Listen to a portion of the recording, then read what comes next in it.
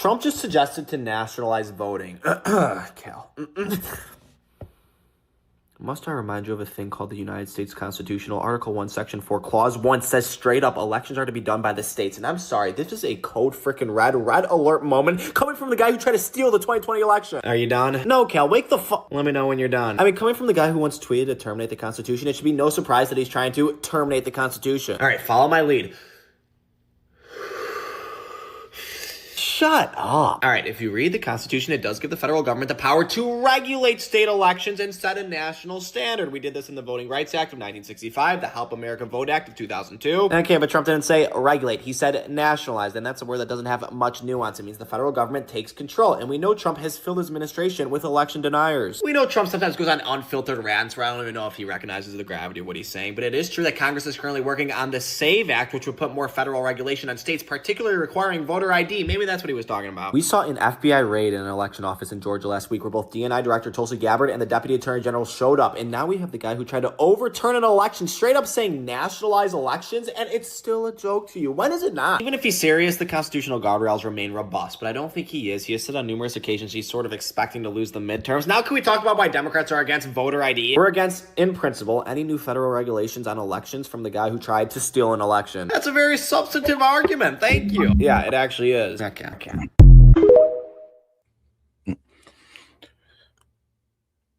All right, guys, and we are live.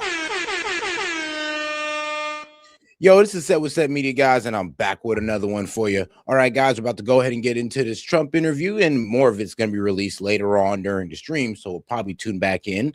And then, of course, we're going to do a complete media analysis, of course, on Trump trying to regulate voting standards in states. And then, of course, with these Iran updates, because it's looking like, well, conflict with Iran is imminent. We are coming on the air with breaking news from right here in Washington, D.C. I just sat down with President Trump for an exclusive interview inside the Oval Office. He made a lot of news on a variety of topics, from immigration enforcement to interest rates to the military buildup against Iran. Right from the get-go, the president made a big headline on immigration. Earlier today, the man in charge of enforcement operations in Minneapolis, Tom Homan, announced 700 agents will be leaving that city. The president now says that order came directly from him, and it may signify a larger change in tactics. Let's listen. Okay, let's drill down into the news today. That big change on immigration, 700 officers leaving Minneapolis. Did that come from you? Yes, it did. But it didn't come from me because I just wanted to do it. We are waiting for them to release prisoners, give us the murderers that they're holding, and all of the bad people, drug dealers, all of the bad people. We allowed in our country, I say 25 million people with an open border policy for 4 years under Biden and that group, the auto pen group, I call them. We allowed to come into our country people the likes of which no country would accept. And we're getting them out, but we've gotten a lot of them out. So crime now in Minnesota, crime now in Minneapolis is down. Crime in all cities is down. And you know why it's down? It's down because of us. It's down in Chicago by 25%, despite the fact that we are always dealing with these people, and they happen to be Democrats. Right. Speaking of that don't know anything about crime prevention. Mr. President, speaking of Minneapolis, So here's the thing. I believe there was already like 1,000 ICE agents in Minnesota or in Minneapolis. And this was like before the Renee Good shooting. Trump bought 1,000 more after the Renee Good shooting. So we're sitting anywhere between maybe, I don't know, 1,500 to 2,000 ICE agents, and Trump withdraws 700 of them. Right now, that means there's probably at least over 1,000 ICE agents still in that area. So, yeah, he did pretty much, I guess, soften the touch. What did you learn? I learned that maybe we can use a little bit of a softer touch, but you still have to be tough. These are criminals. We're dealing with really hard criminals. But look, I've called the people. I've called the governor. I've called the mayor, spoke to them, had great conversations with them. And then I see them ranting and raving out there, literally as though a call wasn't made. We also spoke with President Trump about the Federal Reserve after he announced his latest pick to lead the agency, Kevin Warsh. The president has been vocal that he believes interest rates should be lowered, but the Fed is an independent agency that does not answer to the president. Let's get to the Fed. Is there any doubt in your mind that interest rates are going to be lowered? Not much. Why? How can you say that? I just think they're going to be lower. I mean, they should. Is your new Fed pick on board with that? We're way high. Okay, we're way high in interest. We have now, with me and with all the money, I've always been good at money. And with all the money coming into our country, we're a rich country again. We have debt, but we also have growth. And the growth will soon make the debt look very small. Because it's the greatest way, you have two ways. You can cut, and we do that anyway, and we did that. You know, we got rid of hundreds of thousands of federal workers. Yeah. And those workers went out and got themselves jobs in the free enterprise system. And you know what? That's called making America great again. And if you wasn't listening to like why Elon cut all those federal workers, we literally have federal workers working the same position. So one job had 4 people working it, all getting paid around that 50 to 70K salary that the government usually provides, all on taxpayer dollars. Yeah, that was a problem. So we really have people just sitting around not doing too much, but getting paid by the American taxpayer. We had 10 workers in the federal government for every single job. When the Democrats go in, they hire. I could right now give you the best employment numbers in history. You know what I do? Go out and hire 2 million people, put them in the federal government. Does your new Fed pick, do the opposite. Yeah, does your new Fed pick understand that you want him to lower interest rates? Oh, I think he does, but I think he wants to anyway. I mean, if he came in and said, I want to raise them, if he said that, he wouldn't have gotten the job. He would not have gotten the job, no. I also asked the president about the growing tensions between the U.S. and Iran. The president has sent an armada to the region and has threatened military action. Should the supreme leader in Iran be worried right now? Yep. I would say he should be very worried, yeah. Yeah, he should be very worried, because if I know how, well, America is or how we strike, we're going to strike them in a way that we can just take out their leadership and not have to deal too much with the army. You know, just kind of let the regime change happen from there. Or, we know, once we cut the head off, we kind of just let the chicken run around wild. So it seems like that's what we're going for. And I'm pretty sure that's what Trump is going for, is a direct strike on leadership. So we really don't got to deal too much with the Iranian army, even though these guys are set to prepare to strike military bases in Saudi Arabia.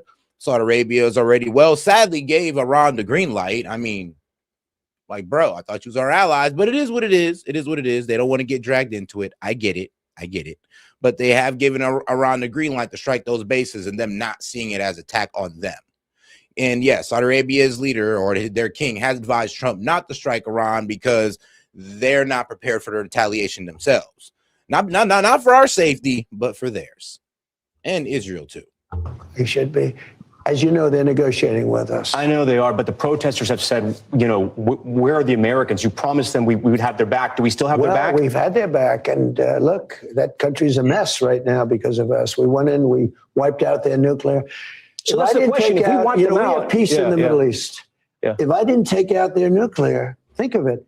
If we didn't take out that nuclear, we wouldn't have peace in the Middle East, because the Arab countries could have never done that. They were very, very afraid of Iran. Yeah. They're not afraid of Iran anymore. We wiped out those beautiful B-2 bombers. One's right over there. Those beautiful little model. Those beautiful B-2 bombers went in and they hit their target, every single bomb, and obliterated it. And because of that, they were going to have a nuclear weapon within 1 month. Yeah. Within 1 month, they were going to have a nuclear weapon. Yeah. That was a big threat. That they're not going to have it anymore. But if we obliterate it, what's the deal about? I mean, if there's no more, are they trying to restart the nuclear program? I heard that they are, and if they do, and I let them know, if they do, we're going to send them right back and do their job again. So your understanding is they tried to restart it, and that's why you're threatening force? They tried to go back to the site. They weren't even able to get near it. There was total obliteration. But they were thinking about starting a new site in a different part of the country. We found out about it. I said, you do that, we're going to do very bad things to you. We also want to mention, after our interview off camera, the president called Savannah Guthrie and spoke to her, offering words of support for her and her family as they search for their mother. The president discussed a lot more, including whether he'll accept the results of the midterm elections if Republicans lose, and his surprising opinion on former President Bill Clinton. We'll have all of that tonight on Nightly News at 6:30 Eastern, and an extended version on Top Story at 7 p.m. Eastern on our streaming channel, NBC. Man, I'm gonna be real with you, man. Trump, midterms might just be cooked for us. It might just be. I mean, look, bro, if we're making dumb mistakes like we did in District 18 in Texas, if we're doing dumb-ish like that, we might just be cooked. And it's not even going to be Trump's fault. It's just going to be, the terrible leadership inside the Republican Party. I mean, or the terrible candidates that we're putting out there, or the terrible election strategies that we employ. It is what it is. Either one is going to take us out the game. But we'll see if they can correct course, or maybe too late. I'm doing buildings. I built a hotel, the Waldorf is called, and I did it for around $200 million. It's a much bigger job. They're spending almost, it could be $4 billion. I'll tell you what, I don't even see an end in sight. I feel badly for the new Fed chairman because he may not have an office for 4 years. I don't know what these people are doing. So it's either gross incompetence or it's theft of some kind or kickbacks. I don't know what it is, but Janine Pirro is incredible and she'll figure it out. But no, you want to take it and just find out what happened, because we can't go around doing a renovation of a small little complex, very small, couple of little buildings, and spend billions and billions of dollars on it. Something went wrong. We have to find out what it was. Yeah, please. Mr. President, thank you. Speaking of renovations, you announced you wanted to build a new and spectacular entertainment complex at the Kennedy Center. Right. Do you plan on tearing it down, and how much will all of the renovations cost? Probably around $200 million. And, you know, it's funny, in real estate and building, I've done so much of it. I've done so well with it. You want to sit with something for a little while before you decide on what you want to do. And, you know, we sat with it. We ran it. It's in very bad shape. It's run down. It's dilapidated. It's sort of dangerous. Things fall out of ceilings. You've seen it. And we had some big events there. We had a lot of great events there over the last year, but you can't do any work because people are coming in and out, and you have the workmen. We have a marble man over there the other day. He said, you know, every time I put down a piece of marble, people are stepping on the marble. They don't even have time to dry. And you can't do the same quality job if you close it. And, you know, we're fully financed. And so we're going to close it, and we're going to make it unbelievable, far better than it ever was. And we'll be. All right, now let's go ahead and get into the right side of media here with Fox News. Sorry there, guys. Just had to go set up the videos real quick. Kind of got accidentally X some of them out. As you can see, these women mentally and emotionally are on the edge of a cliff. It only takes the slightest push for these babes to transition into vigilantes. But sitting members of Congress are justifying murdering men in uniform. The attacks on American citizens by masked hoodlums. Bro, if you were attacked by a masked person, you might think you were being kidnapped. You'd be justified in shooting the person. And you see how these people sound dumb. You always think, like, it's crazy how everybody else know what the police officers look like, but these protesters. Like, oh, he's masked, and I didn't know who he looked like. What you mean? He had ice right across his chest. He had police right across his chest. And you're talking about, well, he's masked. So now all of a sudden, I don't know if he's police or not.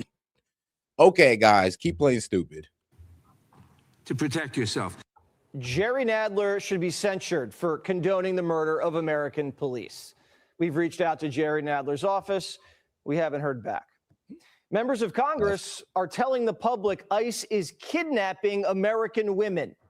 Women, especially Latinas and Asian American women and women of color, are not safe in Trump's America. We're not safe walking down the street. Whoa, whoa, whoa. I mean, look here, sis. I mean, look, if you're an undocumented immigrant or an illegal immigrant, I mean, which are the same thing, by the way. But if that's what you're identified as, it don't matter if you're black, Asian, Hispanic. It doesn't matter. You're going to get deported. I'm sorry. Like, it is what it is. But we're not just picking up random women. We actually do care about, yes, if they're a citizen or not. Like, outside of what the news try to tell you on CNN, or outside what your radical liberal politician want to tell you, no, they're not just sweeping women up off the street with no, what's it called? Of course, not due process, but a reasonable suspicion.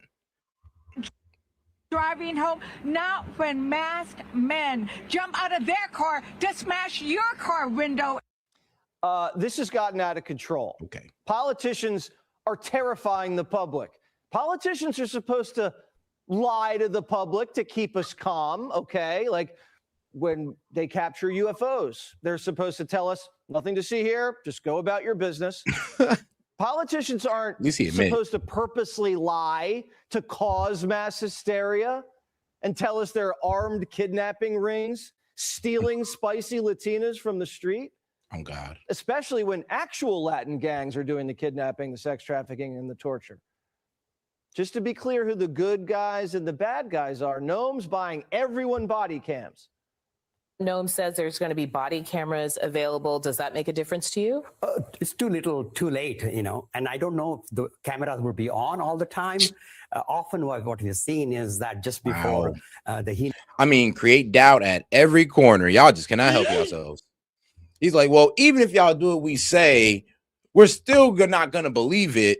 And it kind of goes into what Monty was grilling Sid on. It's like, well, even if we do an independent investigation, if it don't go your way, will you believe it? Will you take it as it is? I mean, that's kind of how we're looking at this guy right now. It's like, bro, even if we give you guys the cams and all that, we're not going to let you take the mask off. No, but we'll give the body cams. Even if that, you're telling me, oh, well, we don't know if it's be on. We don't trust them still. It's like, then what was the point of even asking for this if you still won't trust it? Yes, the camera has been turned off. Okay. Shree's saying that ICE agents are going to turn off their body cameras right before they throw young Asian women in an unmarked car where they're going to commit heinous acts upon them. Is this Shree's fantasy? What kind of sick people are we dealing with here? Who thinks of this stuff? First, they said illegals are like Anne Frank, hiding in the attic. Now they're calling ICE the Jews. Minneapolis, which is currently under occupation. For us to dismantle this occupation by your own government. That's a first. Yes, we here in Minneapolis are being occupied in the United States as a city within the United States. I mean, wow. Bruh. Occupation, okay. Department that is not just rogue, but unlawful. And yes, obviously, if Kristi Noem does not resign and the president doesn't fire her, Democrats are ready and willing to impeach her. How is occupying your own country a crime? Is Minneapolis on a reservation? How come Omar can enforce a border, but Trump can't? Now, if you thought the daddy issues couldn't get any worse, Democrats are making posters of Stephen Miller and putting them up on their walls. I want to remind the American public of Stephen Miller. There's probably no single person in this government has done more damage and more harm to people across this country, immigrants and U.S. citizens, in the terror that is happening across this country than this man right here. You know where Congressman... I mean, bruh, wait, what did Stephen Miller do? He didn't even do nothing. I mean, I'm be honest with you, Stephen Miller don't run ICE. I mean, if you put Kristi Noem's picture up there, I would still think you're being a bit like harsh, but like at least it would make sense. Well, like, what does Stephen Miller got to do with any of this? Y'all just like to hate Stephen Miller for some strange reason. I don't get it, but there's a weird hate for Stephen Miller. Poor guy. Garcia was born. Peru. But they did make him look like a mob boss in that picture, though. Shout out Vanity Fair. Where's his dad? We don't know. Mommy brought him over here when he was 5. He was illegal for a few years. Then someone gave him a Jewish green card. mafia. Garcia marries a guy and somehow gets elected to represent Long Beach, California. His district is 2/3 Hispanic and crawling with illegals. Now he's the first openly gay immigrant congressman. You see what's going on here? This guy Garcia is way out of step. 2/3 of the country want the state and locals to cooperate with ICE and get the illegals out. This is like... Hey, yo, shout out Jet. He's like, not gonna lie, that's a good new logo for Mr. Clean Products. No, for real, though. If you want to add like a very serious tone to it, like get the grime out like a real man. And then go ahead and show Stephen Miller's Vanity Fair photo. Yeah, that would be a perfect Mr. Clean like logo. Trans all over again. Democrats are way out on a limb. A lot of this noise is coming from California. And you know why. One of the reasons, celebrities get in your head. You didn't hear this same type of uproar from celebrities in Hollywood when the previous administration allowed an invasion of our nation's borders and allowed innocent women and girls like Jocelyn Nungaray and Laken Riley to be killed and raped and murdered. Hollywood is an industry that has a nasty reputation for exploiting women. The casting couch, Cosby, R. Kelly, Harvey Weinstein. We all know how women get their roles there. Sometimes it's an open secret. Most of the time. Isn't it strange that Hollywood doesn't want to protect women from rape and save kids from getting molested? That's weird. What's that about? Biden let hundreds of thousands of children get trafficked into sanctuary cities, and they're fighting to the death to keep them there. We do not need a surge. They know that if you come after New York City, you will destabilize the economic engine of the country. You do not want to go there. Biden's migrant wave punched a $12 billion hole in New York's budget, sent crime to record highs. Rent went through the roof. Traffic and homelessness exploded. That's what destabilized New York. It got so bad, taxpayers fled to Florida and even Connecticut. Open borders are a weapon aimed right at the heart of America's most beautiful cities. This is what Cuba did. Peter Schweitzer articulates it in his latest book, The Invisible Coup. Castro put 150,000 Cubans, the dregs of society, on boats and sailed them to Miami. And they blew up. Yo, shout out Tove. I think he means all the time. You know what? Same here, Tove. I'm of the same mindset. I don't know. Maybe I'm being a bit negative towards the women in the music and, entertainment industry or movie industry, but I'm be real with you. It does sound like most of them getting their job from the casting couch. If it ain't the casting couch, it's probably because they knew some Hollywood exec from a personal friend or something. It does look like it's not about your talent, but it's about who you know. There's a lot of talented actors out there. I mean, look at Tubi. Okay, I'm just playing. Don't look at Tubi. It's trash. But shout out Tove. Hey, member for 4 months. Appreciate the support. She says, this retard saying we don't know if the camera will be on. Omar acting like she about to be president. Probably thinks she can get special treatment by Dems to actually run. Jesse is not wrong. Now you're right about that. Shout out to appreciate the support and being in here for, well, I thought you was here a little bit longer than that, but hey, time flies. South Florida. Mexico's been using migration as a weapon for decades. They want the Southwest back. The Mexican government says it's theirs. Este es lo que era Estados Unidos. This was the United States in 1830, and this was part of Mexico.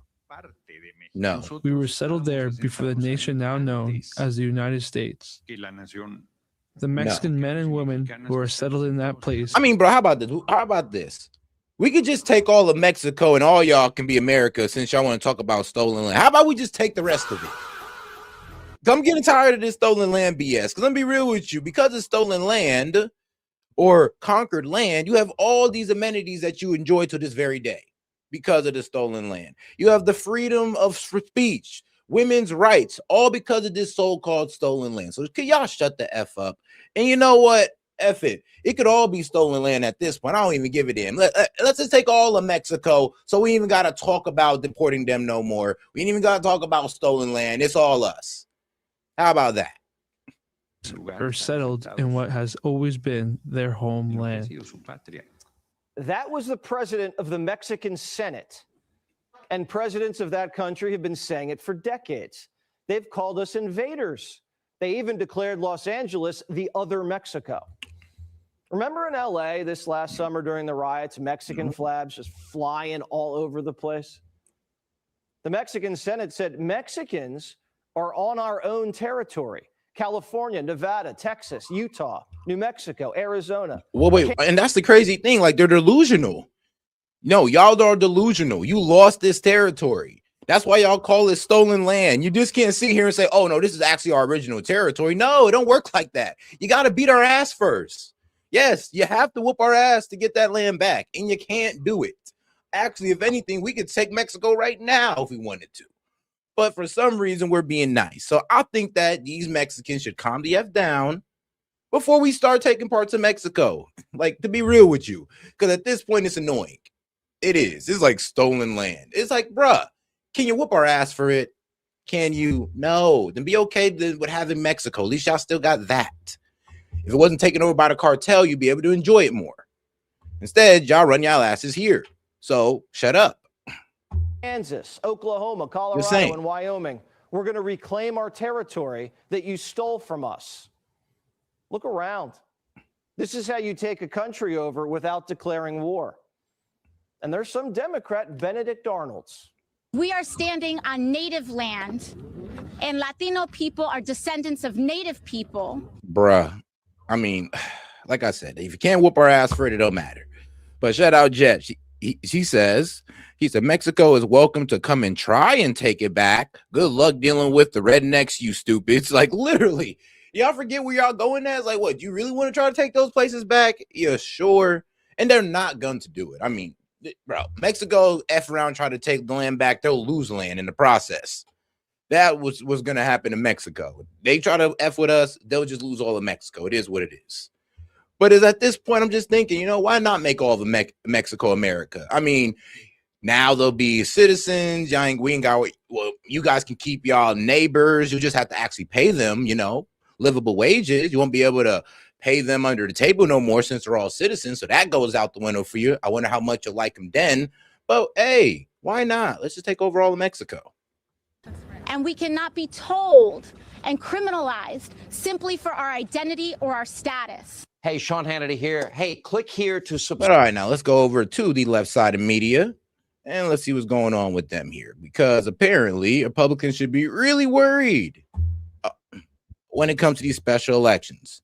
And he's right, we should be, because what we did in these special elections was absolutely retarded. I have to go over this one more time just to reiterate how dumb what we did honestly was. This morning, there are Republicans across the country who are nervous. Florida Governor Ron DeSantis put this on Twitter. He said, special elections are quirky and not necessarily projectable, a general election. That said, a swing of this magnitude is not something that can be dismissed. Republicans should be clear-eyed about the political environment heading into the midterm. What is he talking about? What has him and other Republicans so worried? CNN chief data analyst Harry Enton is here. And this is all about a special election for a Texas state Senate seat around Fort Worth. That's exactly right. Texas 9, because what happened in Texas 9, it didn't just swing to the left, it took a rocket ship to the left. My goodness gracious, the Texas 9 Senate district election marches.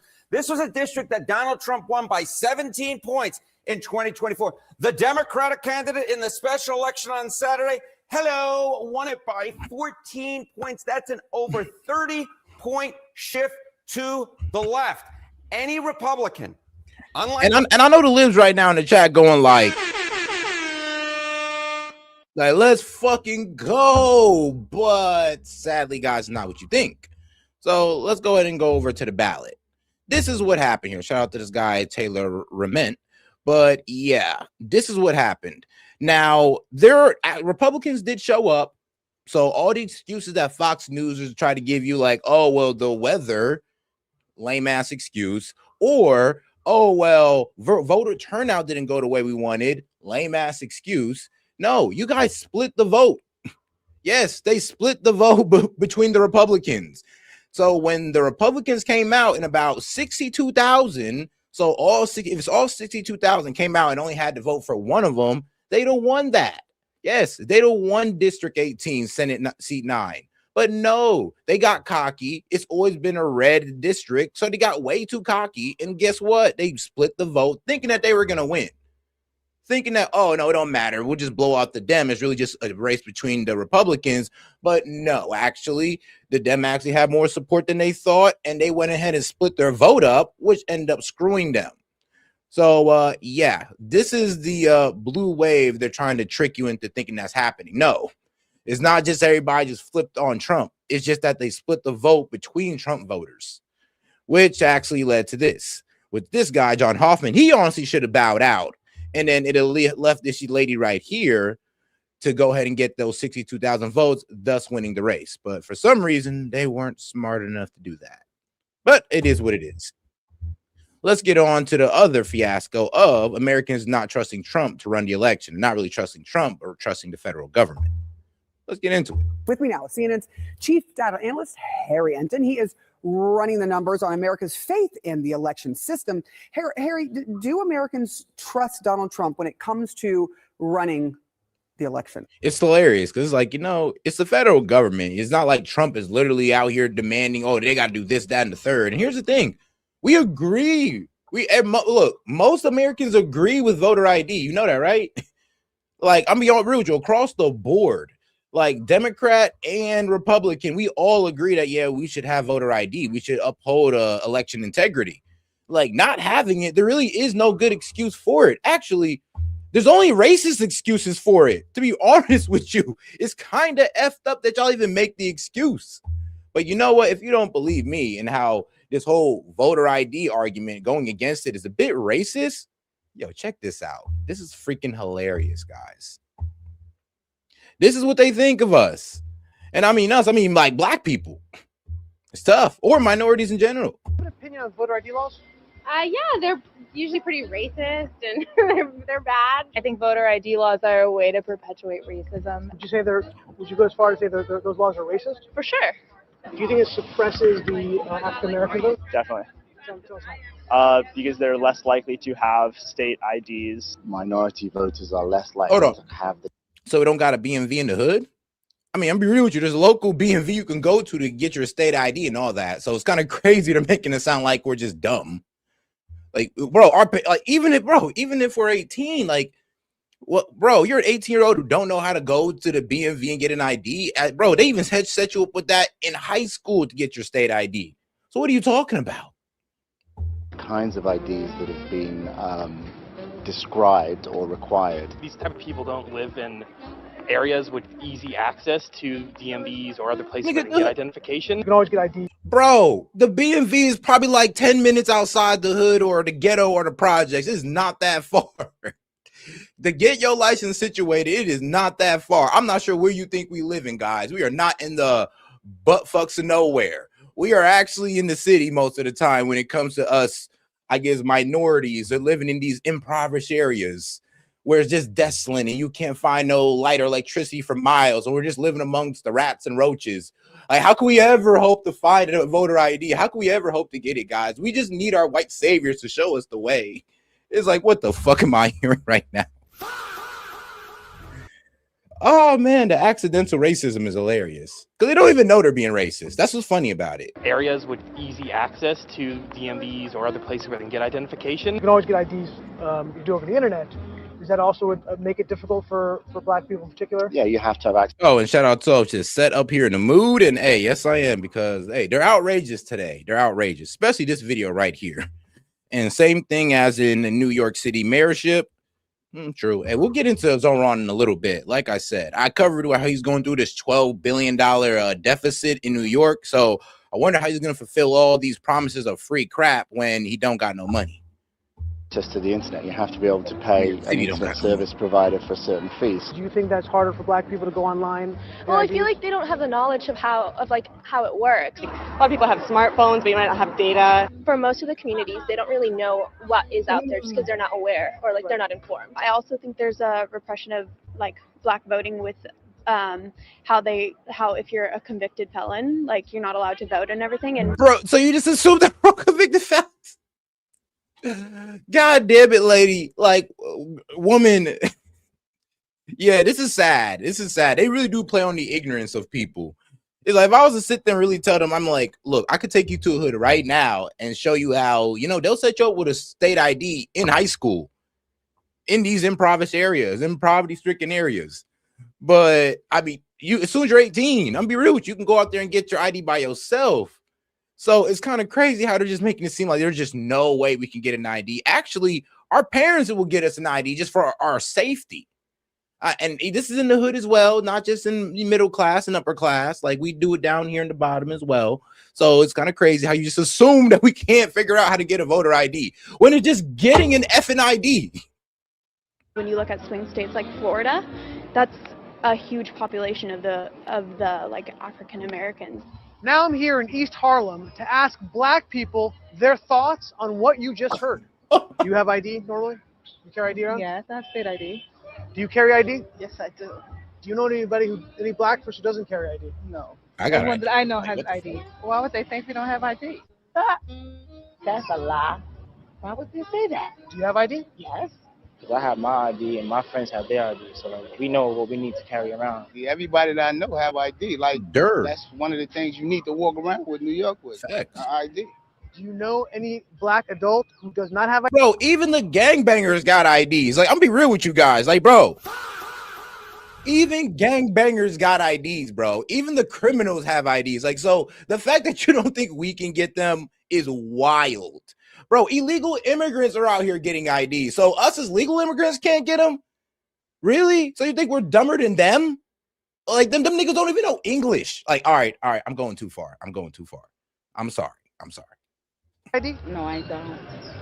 Is it a weird thing to even say that? Yes, it is. What is this? Some type of trick candy cameras? I know, right? That's the only thing I brought with me. Those are legit IDs. I heard a lot also that black people can't figure out how to get to the DMV. Really? What does that say to you? I know it's that on 25th Street. Do you know where the DMV is right here? It's on 125th Street and 3rd Avenue, I believe. You know how to get there? Yeah. Bro, it's real easy. That's what I'm saying. It's like, bro, all hoods have a BMV or DMV literally like 10 minutes away. Like 10 minutes away. Everywhere. Like, that's why they got them out there like that. So everybody can access or have access to a way to get an ID. Oh, wait. We also can do it through online now. Like, you know that? You can do this online. Shoot. You can renew your license online now. So it's kind of crazy how y'all coming out with this stuff. You have a problem getting there if you have to get renew registrations, all that. But for some reason, you know, black people just can't get ID. there? No. I know these sound like silly questions. You know how to get the DMV? Of course. You know where it is? Yes. You can get there? Uh-huh. No problem. No problem. Just checking. Okay. And I also heard a lot that black people, especially poor black people, have no access to the internet, can't figure out how to use it. Oh, and shout out to my man Jay. It just shows the regards Dems hold brown. Yeah, you're right, bro. I ain't even gonna lie. Yeah, Dems hold brown or black brown people too. It is kind of crazy. It's like it really shows us what they think of us. It's like they sit there and try to white knight for us, but really they think we're retards and we can't stick up for ourselves. That's why they got to stick up for us. When that's not true at all. I mean, bro, they literally sold voter ID as racist. Oh, it's racist because black people can't get ID. It's like, and they really believe that. That's the worst part about it. Like, liberals out here really believed it. And I seen somebody in the chat say MAGA does the same. No, they don't. They're the ones trying to hold everybody accountable and make sure everybody has an ID so they can start voting. Start pushing in voter ID. It's the Dems that are fighting this, and this is the argument they're using. The internet.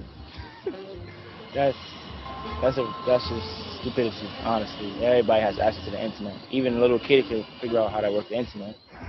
I had access to the internet for years. You know how to use it properly, right? Exactly. I do it at work. So, of course, I know how to use it. My kids know how to use it. They all have iPads, iPods, whatever. Your phone has data? Mm-hmm. You can actually unlimited data. Mm-hmm. I use my phone as a hotspot.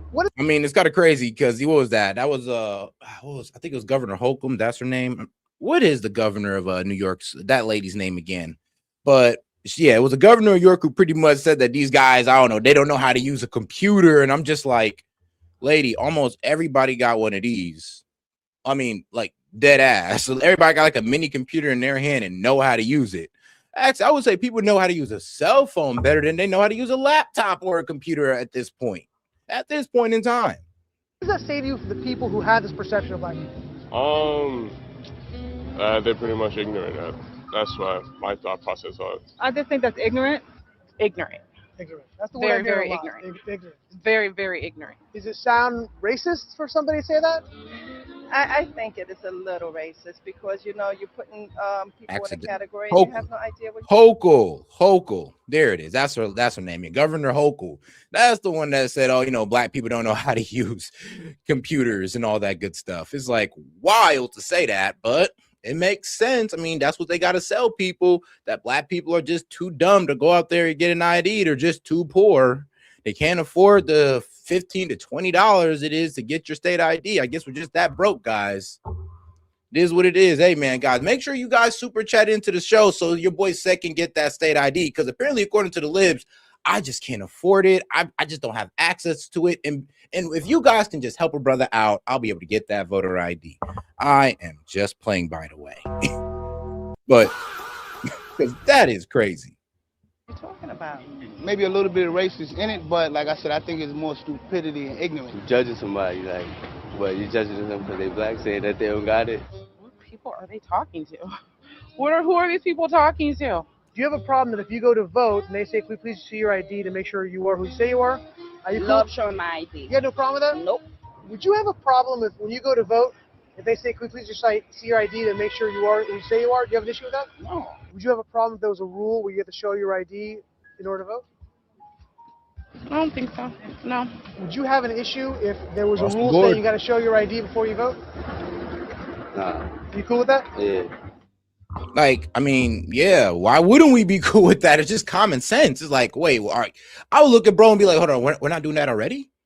Like, wait, we're not doing that already. Like, then what type of elections are we having if you don't have to provide identification to prove that you're an American citizen or that, like, you have some type of documentation here? What's going on? But it is what it is. No, they trust him about as much as they. With me now, CNN's chief data analyst, Harry Enton. He is running the numbers on America's faith in the election system. Harry, do Americans trust Donald Trump when it comes to running the elections? No, they trust him about as much as they trust him to be modest. I mean, just take a look at these numbers. No, that shit was all right. Yeah, that was too funny. He's like, Hennessy's being sold and them saying nobody got ID. Like, bro. Literally, then, I mean, how the hell's the liquor store selling out? I mean, hold on. Like, how the hell's the Newport 100 selling out? Like, obviously, people got ID. Right here. I think this gives the game away. Trump committed to free and fair elections. This is among all adults. What you see is just 43% of Americans actually do believe that Donald Trump is committed to free and fair elections. The clear majority, 56%, say no, no, no, no. They do not believe that Donald Trump is committed to free and fair elections. And I will note it is the opposite for the Democratic Party, where you see the majority of Americans believe the Democratic Party is committed to free and fair elections, but they do not trust Donald Trump when it comes to his commitment to free and fair elections. And maybe perhaps he keeps lying about the 2020 election that he lost. What about how independents are seeing this? Okay, so you see this majority right here who say that Donald Trump is not committed to free and fair elections. And among independents, it is even worse. Take a look here. This is a group that Donald Trump has really been struggling with. And when it comes to his commitment to free and fair elections, they absolutely believe he is not. We're talking about 2 and 3. I'm sorry, but let's be real. You guys don't ask for voter ID. And that's been a common practice. So you're telling me it's not weird to think that maybe the 2020 election might have been a bit fraudulent, since there are places that don't ask for voter ID. You could just go in there and vote and your vote's counted. Like, it's wrong to sit there and just have a little bit of speculation on that. Okay. Like I said, they think we're dumb, guys. Independents say, no, Donald Trump is not committed to free and fair elections. We're talking about just a third of independents believe that Donald Trump is committed to free and fair elections. They will view his current comments very negatively. And this, of course, just builds upon their continuing distrust and their deepening distrust of Donald Trump when it comes to his job for the president overall, and specifically to this question when it comes to his commitment to free and fair elections. If that number doesn't slap you in the face, I don't know what will. But let's look overall. Who do Americans overall trust when it comes to running elections? You know, there's this whole thing. Donald Trump, of course, wants to take the running of elections from the local communities, the local governments, and bring it up to the national government. But here's the thing. Americans believe that the elections in 2024 that were run in their community will run very well. We're talking about 69% of Americans say that the election. Bro, 69% of Americans still don't know that, bro, people didn't have to acquire an ID to vote. Like, yeah, a lot of Americans still don't know to this day that there were people voting that didn't have to show their identification at all whatsoever. And then, I mean, if y'all want to sit there and ignore that, okay, but I'm not. In fact, in 2024, will run very well in their community. Compare that to just 43% of Americans who say that they will run very well in the United States. This idea that you're going to take local power away and give it to the federal government is a terrible idea per the American people, when just 22% at this point view the federal government favorably, and we have trust levels in the federal government at all-time lows. What is fascinating about this is that Republicans have— And bro, you know, they're just fighting over voter ID. It's as simple as that. That's all Trump wants to do, just invoke voter ID. That's it. That's all. And for some reason, they're fighting tooth and nail, trying to make this about racism for some reason. And shout out to, she says, voters in New York City admitted to voting multiple times. I mean, hey, man, they really want Mandani in there, I guess. Screwed themselves in the end, but we'll see. We'll wait and see how that works out for them. Hopefully, they're not having a Virginia situation where some of them runs on affordability and then gets in and then make things more unaffordable.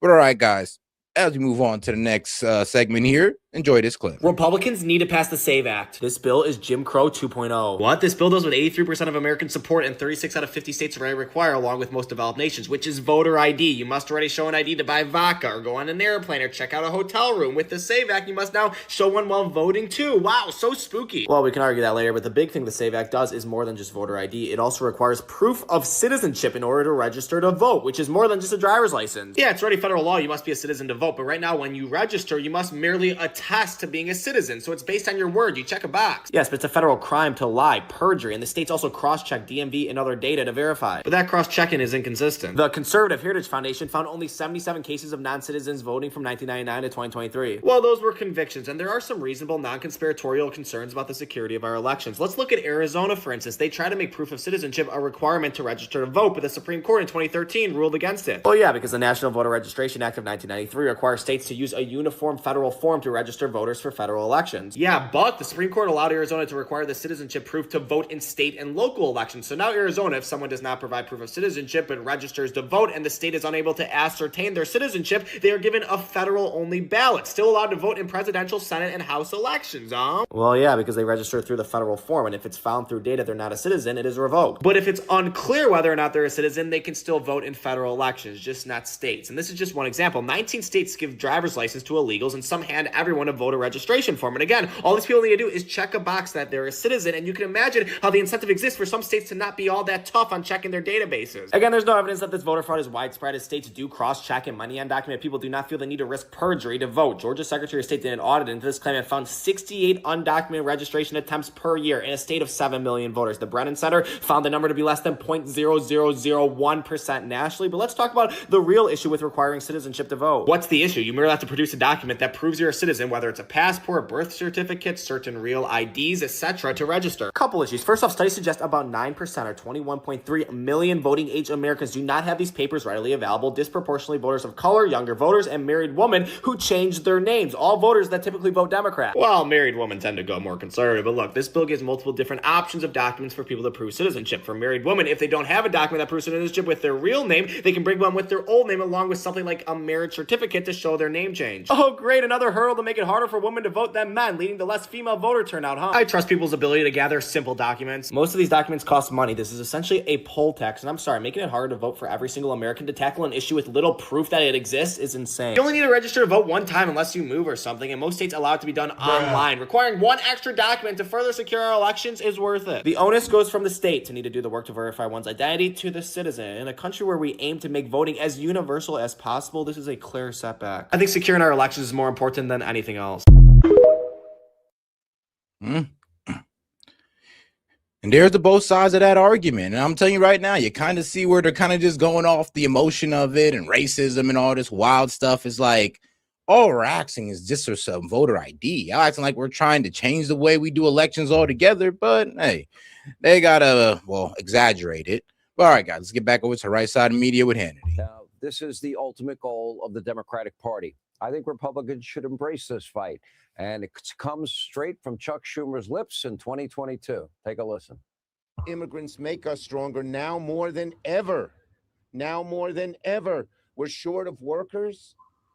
We have a population that is not. Oh, guys, make sure to double tap that screen and like the video, guys. Let's get more people on the conversation by double tapping that screen. Producing it on its own with the same level that it used to.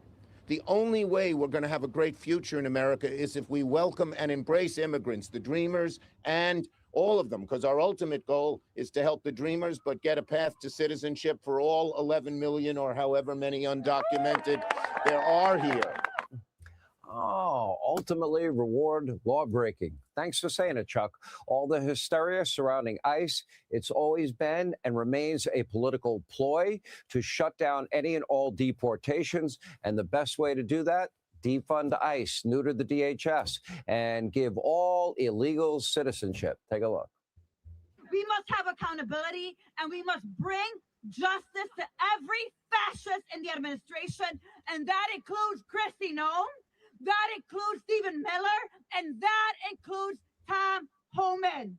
ICE will be abolished, DHS will be dismantled, and together we will get it done. And Mr. Fang Fang himself, Eric Swalwell, who desperately wants to be the next governor of California, well, he's even taking it a step further. He now wants to punish ICE agents and take away their driver's licenses. Oh, what did they do wrong out there? Take a look. You've also spoken out in wanting to make it difficult, if not impossible, for ICE agents to get jobs at state agencies in California, also for masked officers to lose their driver's licenses. What do you say to those who argue that you're just taking out your frustration with the administration on individual agents? Yeah, that's exactly what you're doing. They're acting like complete children. It's like, hold on. You're mad because they're doing their job. That, well, the administration set them out to do. So now you're going to start punishing them, making it hard for them to find funding, to find a job. You're literally trying to do everything in y'all power to keep ICE from doing what they're doing, or to bring fear into the ICE officers to make them stop doing their job because, oh, I don't want my license to be suspended, or, oh, I don't want to be not able to ever work in government again once the Dems come in power. Bro, be real with you. This is coercion. Like, yeah, this is intimidation at the highest.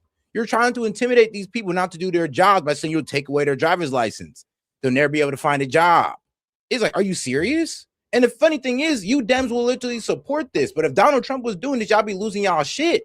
I mean, they're literally talking about shutting down DHS funding, even though they can't shut down the funding for ICE. So because they can't shut down the funding for ICE, they're going to make the rest of DHS suffer. It's childish, and you guys are literally accepting it. And those steps don't necessarily ensure safer communities. Yeah. Well, if you still work for ICE, that's a decision. And I'm saying, as a governor, I'm going to make a decision that you can't work in the state. I also am calling on every governor, use your emergency powers and take away the driver's licenses of these folks who don't want to wear or don't want to take off their masks. Are you serious? That means thousands and thousands of the worst criminals, murderers, rapists, child molesters, drug dealers, cartel members, even known terrorists, they would get to stay in the country. He wants to punish ICE. They're out there bravely arresting those people. And to cap it all off, on Capitol Hill, Jerry Nadler, his rhetoric was even worse. It's kind of crazy that something that can even come out of his mouth. That man literally said, yeah, we're just going to take away their licenses. I'm like, so you're punishing them for doing their job. You're literally punishing them for upholding immigration law when it's literally in their job title as ICE. So are you serious? And the Dems are just going to sit here and think this is okay. So it's okay to just strip license away from these people when they've broken no law whatsoever. I mean, and it's crazy in these Democrat cities when they're literally release criminals back onto the street. They want to take the licenses of law enforcement. I mean, that's the side y'all want to stand on. All right. And then they wonder how, and they say they're not adding, oil to the flames, or they're not really trying to stoke the flames here, because they are. You don't think this whole rhetoric of, oh, yeah, we should go ahead and take their licenses is going to get people to be like, oh, yeah, let's not even see them as citizens anymore. We don't even see them as law enforcement, because why? They're being punished by the government. They're getting their license stripped away. They're getting their government opportunity stripped away. So I guess they're less than human. This is the atmosphere y'all creating. This is the mindset that y'all creating. And it's funny how nobody on the left is ever going to call them out, because y'all don't hold y'all base accountable. But you sit there and wait until somebody dies and then try to hold ICE accountable or try to hold Trump accountable. It don't work like that. It's rhetoric like his that's going to keep on getting you guys hurt or killed. Good luck. But what is really the major problem in this country today is the fascism in our streets. The attacks on American citizens by masked hoodlums. If you were attacked by a masked person, you might think you were being kidnapped. You'd be justified in shooting the person to protect yourself. But Same Democrats, they couldn't stand for the family. So, and you hear his language, and like I said, I could see a liberal shooting an ICE officer talking about, oh, he was masked. Even though he had the ice thing right in front of his chest, he had the little ice thing in his chest, or he had police on there, he had his badge on him. Like, you could see it, you just couldn't see his face. And now they're gonna say, oh, well, it's okay to shoot him if he has his mask up. So now you can shoot officers if you can't see their face. You see where this is going? So Laken Riley or Jocelyn Nungary, elected Democrats, they know the risk of inciting their radical base against federal agents, and yet they continue to gin up that anger and all that hatred. And in the end, if they continue to do this, more people will end up dying and more people injured. To me, they will all have blood on their hands. There is also a real human toll to the ICE agents. More than 180 DHS vehicles have been attacked since Donald Trump was sworn in. That's a year ago. 1,800% increase in assaults, 3,200% increase in assaults by vehicles, 8,000% increase in death threats against federal ICE officers and others. But for Democrats, it's all just a means to an end. They really don't care about the human toll on either side. For them, it's all performative. When's the last time they mentioned the people shot and killed in Chicago?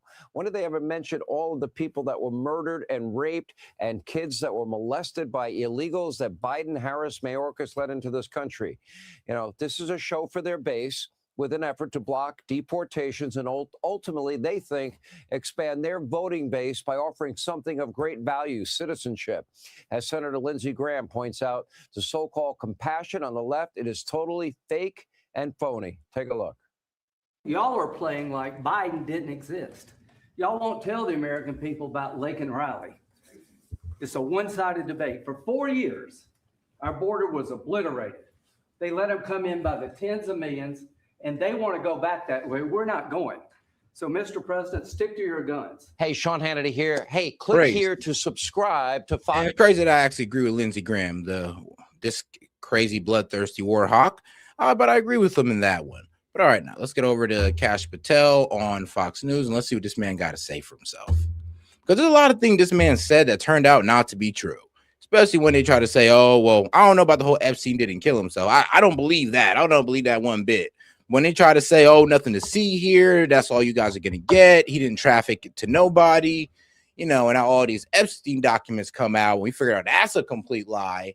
So, Kash Patel, you kind of got some explaining to do. You and Don Bongino, but Bongino done took the coward's way out and ran back to his podcast. So I guess all we got left is Kash. Is the FBI director Kash Patel. Mr. Director, thanks for being here. Great to be with you, Brett. I want to talk about those stats. I want to talk about all of the efforts that you're doing. I'd like to do a lightning round of other topics that we're covering. Absolutely. First of all, we just heard that report out of Arizona about Nancy Guthrie. You all are involved in that case. Is that correct? Yeah. Brett, with any missing persons, what you want to do is what the sheriff said, find them and put all law enforcement on that X. And the sheriff and the state and local authorities are leading that effort, and the FBI has provided all resources requested and will continue to do so. There was a report today that TMZ received a ransom note. Are you aware of that? Or the local authorities notified the FBI of it, and we are working with them in any manner they choose. But remember, they're the lead right now, and we have to respect that, but we are there to help them in any way we can, on ransom notes or otherwise. Yeah, the sheriff got to, we believe she was taken from the home, and you're assisting them in their efforts. Absolutely. We're on the ground there with them. Okay, I want to talk to something that raised some eyebrows, and that's the FBI in this Fulton County election case and taking ballots from that office down there. Can you tell us about that, paint the picture about what that is about? Absolutely. Look, from the FBI perspective and our partners at DOJ, we did the same thing there we do in any criminal case or investigation. We collected evidence. We presented that evidence to a federal magistrate judge who made a finding of probable cause and said, here's your search warrant. Here are the parameters of that search warrant. And what you saw play out last week was the execution of that search warrant, just like we would do anywhere else. The target of that search warrant was a warehouse down in Fulton County. Federal agents from the FBI went down there and followed the parameters of the search warrant and secured the evidence. And from there, we maintain the chain of custody and do what we always do, which is to follow the evidence. But the probable cause is that there was a crime in the election tabulation. So the probable cause is still in the search warrant, which is under seal, so I'm not able to discuss All right, that. but let me talk about this other element of it, and that is the Director of National Intelligence, Tulsi Gabbard. New York Times writes this: Mrs. Gabbard used her cell phone to call President Trump, who did not initially pick up and then called back shortly after. The president addressed the agents, the FBI agents on the speakerphone, asking them questions as well as praising and thanking them for their work on the inquiry. One U.S. official said the president gave no substantive direction to the investigators. Unusual for a president to get involved on the agent level.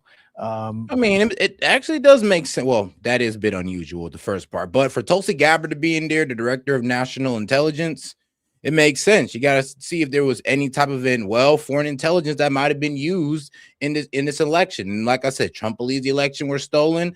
And usually when elections are stolen, it's usually due to foreign interference. And trust me, we should know. Paint the picture there. Sure. The one thing I think that many, if not every FBI agent and personnel and law enforcement across the country love about this president is that he backs them. He backs the blue, he gives them resources, and he's always congratulatory of their efforts. And so to hear from the commander-in-chief for my troops on the ground there was a pretty cool thing. And we were pleased to hear the president come in and say, thank you for what you're doing. That is maybe unusual from prior administrations, but I take it every chance I get to thank the men and women in law enforcement. And Director Gabbard put out a statement saying that she accompanied the FBI Deputy Director Bailey and the acting special agent down there to oversee this search warrant. But doesn't it suggest that there is some international element to this? All I can speak to is the FBI and the DOJ. And what we are doing is following the predicate laid out in the search warrant, and we're executing that. And President Trump has assembled a tremendous cabinet, the DNI and everyone else, and we collect information from our interagency when the investigation follows that path. And so we're happy to have a team of professionals involved. Bouncing around, the Epstein files, the last tranche, we're told, put out. Looking back since the beginning, and you've been a part of talking about this, and DOJ has obviously produced these elements. Do you have regrets about how it's been handled?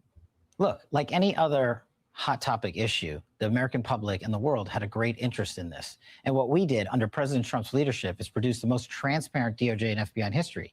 3 other administrations had the opportunity to do this, and we produced everything we legally and lawfully could. We worked with our partners in Congress, we followed the statutes and the court orders, and we produced, 3 million some pages. So I think we got to the result in the right way. Could we have gotten there faster? I'm not really sure because of numerous court cases, multiple. I mean, look, like when you guys released them, you're saying, oh, we'll make sure we do our due diligence, crossing our T's, dotting our I's, and then you guys give us sloppy work. Well, that's why the word term Fed slop has started taking over, because it was complete Fed slop. I mean, you would redact the name here and then unredact the name in certain parts. You had to take some pages off just to properly redact them. I mean, it was sloppy. And the worst part about it is, I mean, we had to wait on this. You guys missed the deadline, and we had to wait 2-3 weeks out now for the files. And it seems like you guys are still making edits. So, I mean, what was y'all doing that entire month from when the Epstein Transparency Act was signed? Protective orders, multiple court the whole month. And so now we've produced everything we can while protecting victims' rights. And do you think that it gets to some place? Does it get to some kind of charges that we don't yet know about? Well, I'm glad you asked that. This FBI, as we'll talk about shortly, has done a record year in protecting and going after those that prey on children and sex traffic. And we have always said, as the Attorney General has always said, if there's any facts or any information about an ongoing matter, please let us know. We will fully investigate it. But I want to remind your audience, the materials that were released were from search warrants from 2007, 8, and earlier. And they were strictly confined to certain parameters by those that ran the investigation then. So that's what was collected. We, and not just my FBI, 3 other FBIs have looked into that material to see if there's any leads, to produce any investigatory leads, to prosecute anyone. And we have exhausted that, but we are always open to new information based on the release. You told me when we last talked, this is 8 months ago when we did an interview at the FBI in Quantico, that you were convinced that Epstein killed himself in jail. Today, 8 months after that, are you? Oh God, do not forget to double tap that screen and like the video, guys. Let's get more people on the conversation by double tapping that screen. We got over about 400 y'all in here. Appreciate the support. Still convinced? Yes. 100%. Yes, sir. Let me bring you to Minnesota. There's the fallout from Minnesota, everything that's being looked at. It's obviously not in your department, but you commented on this about the firearm aspect of this in protest. Take a listen. You cannot bring a firearm loaded with multiple magazines to any sort of protest that you want. It's that simple. You don't have that right to break the law and incite violence. So that got some response. Sure. U.S. Attorney for the District of Columbia, Janine Pirro, said this over the weekend. You bring a gun into the district, you mark my words, you're going to jail. I don't care if you have a license in another district, and I don't care if you're a law-abiding gun owner somewhere else. You bring a gun into this district, count on going to jail, and hope you get the gun back. Some people are concerned about something I said yesterday, so I want to be crystal clear. Okay. I am a proud supporter of the Second Amendment. So all these gun rights advocates and supporters are saying, wait a second, what are you guys telecasting here? Well, I'm glad you played the entirety of the clip because mostly nobody did that. Exactly. I said you cannot bring a firearm to a public protest and incite violence. That's the kicker. President Trump's administration is the most pro-Second Amendment administration in history. All we are saying is, one, it's a question of law. Did you incite violence or commit another crime while in possession of a firearm? And if that's the case, then we're going to investigate you. But the other question is a prudential one. Should you be bringing firearms? That's not a decision for the FBI to places where people are protesting. Now, when it comes to Alex Preddy, I said that he should let the officer know that he was armed, and he should have actually went to go help the lady instead of getting directly in front of the officer while armed and not letting that officer know that he has a gun on his person. That's where he effed up at. I'll be real with you. I don't think that it's kind of fair for him to say, oh, well, you just can't have a gun during a protest. I mean, yeah, I'm sure you can. But the problem is you just can't walk up to an officer armed, concealed, and you don't let him know. And here's the worst part about it. You're getting in the way of that officer, putting your hands on him, trying to stop him from getting in the way, getting to this lady that he might have been trying to arrest. And you got in his way armed. And he don't know that you're armed. He had to find out. Yeah, that's not going to be a good situation for anybody. Well, a good situation for anybody to put themselves in. That's a prudential decision. We will follow the facts and the law. Okay, two more quick things. The Charlie Kirk shooter, the trial is ongoing. They're starting the process. It's going slowly. Even the widow, Erica Kirk, has been upset about that speed. Are you convinced, seeing what you've seen, that this one shooter is the one guy? Well, I got to be careful on comment on the evidence. As you know, it's a state court proceeding. It's a state murder charge. And as you know, you've covered this longer than everybody else.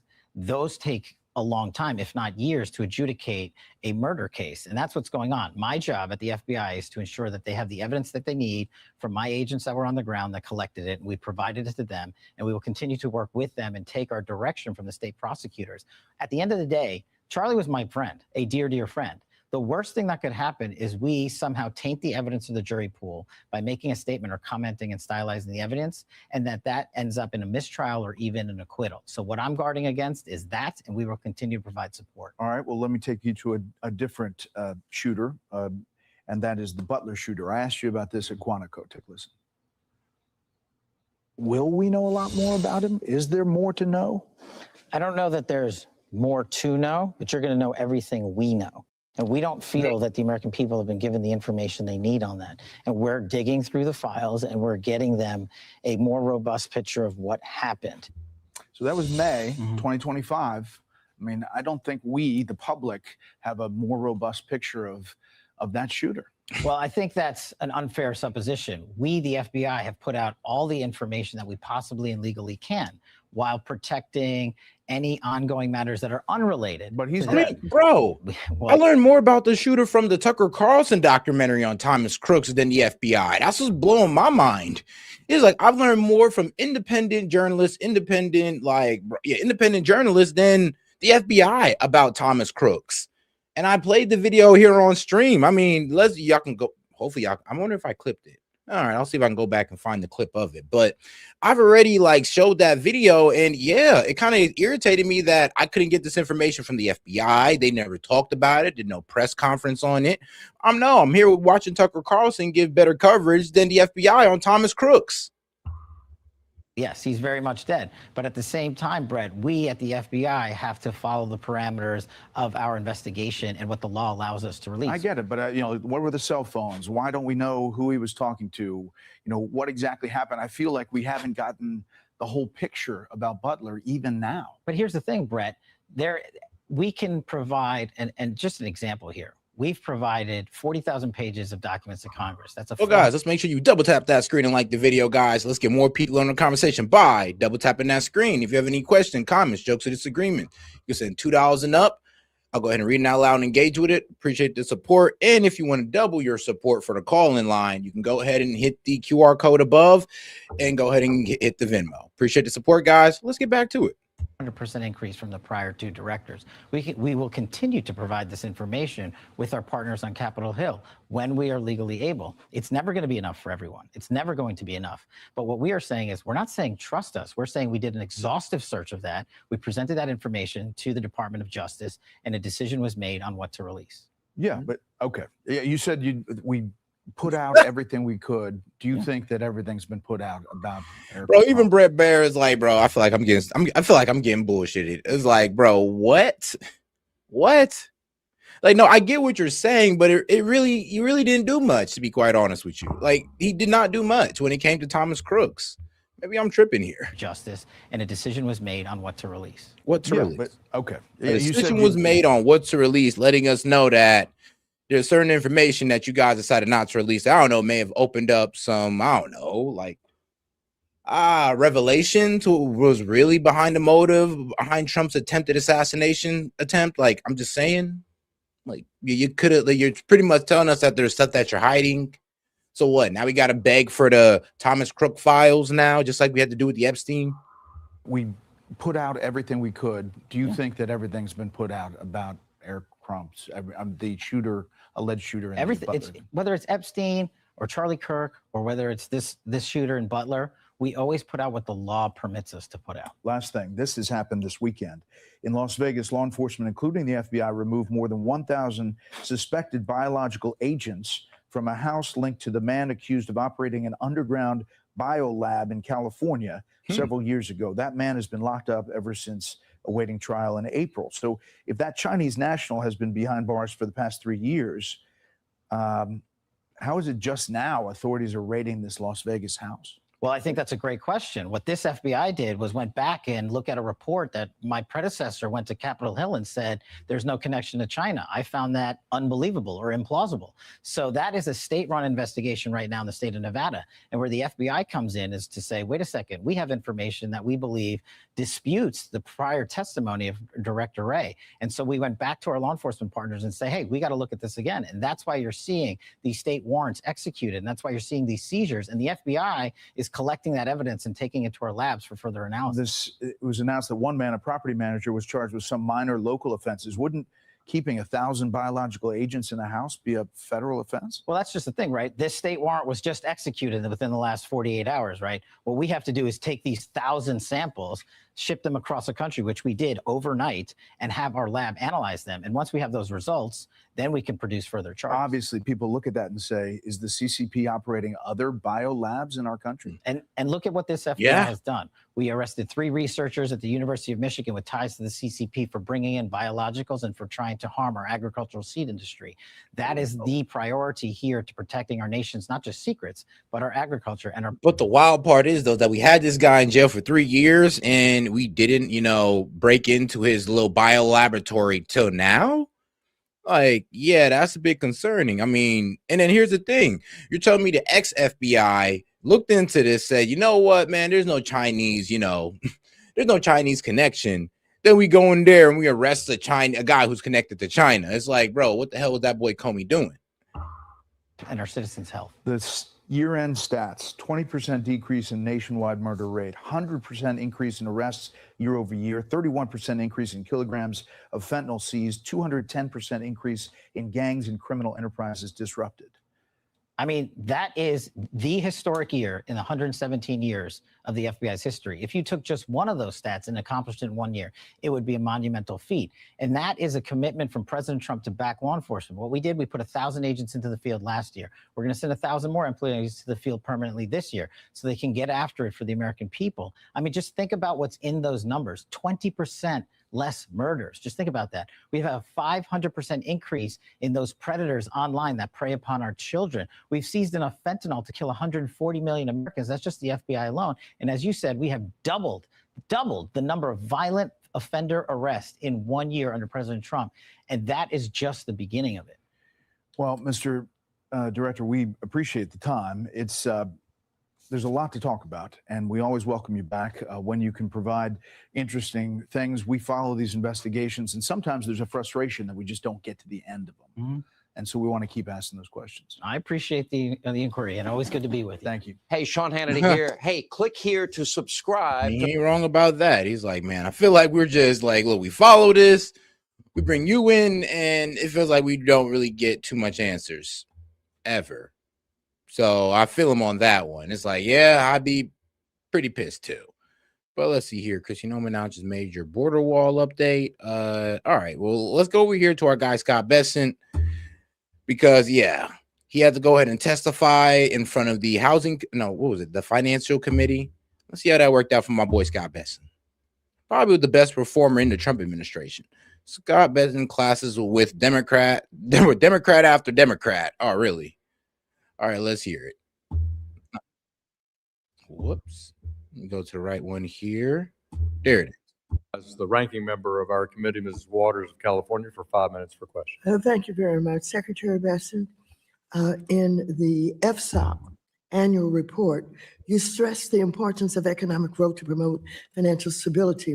While you noted many ways you plan to deregulate Wall Street and plant the seeds for another crisis, you said little about the harms of inflation. I find this odd as the president and you have finally began discussing in the media how the price of goods are way too high.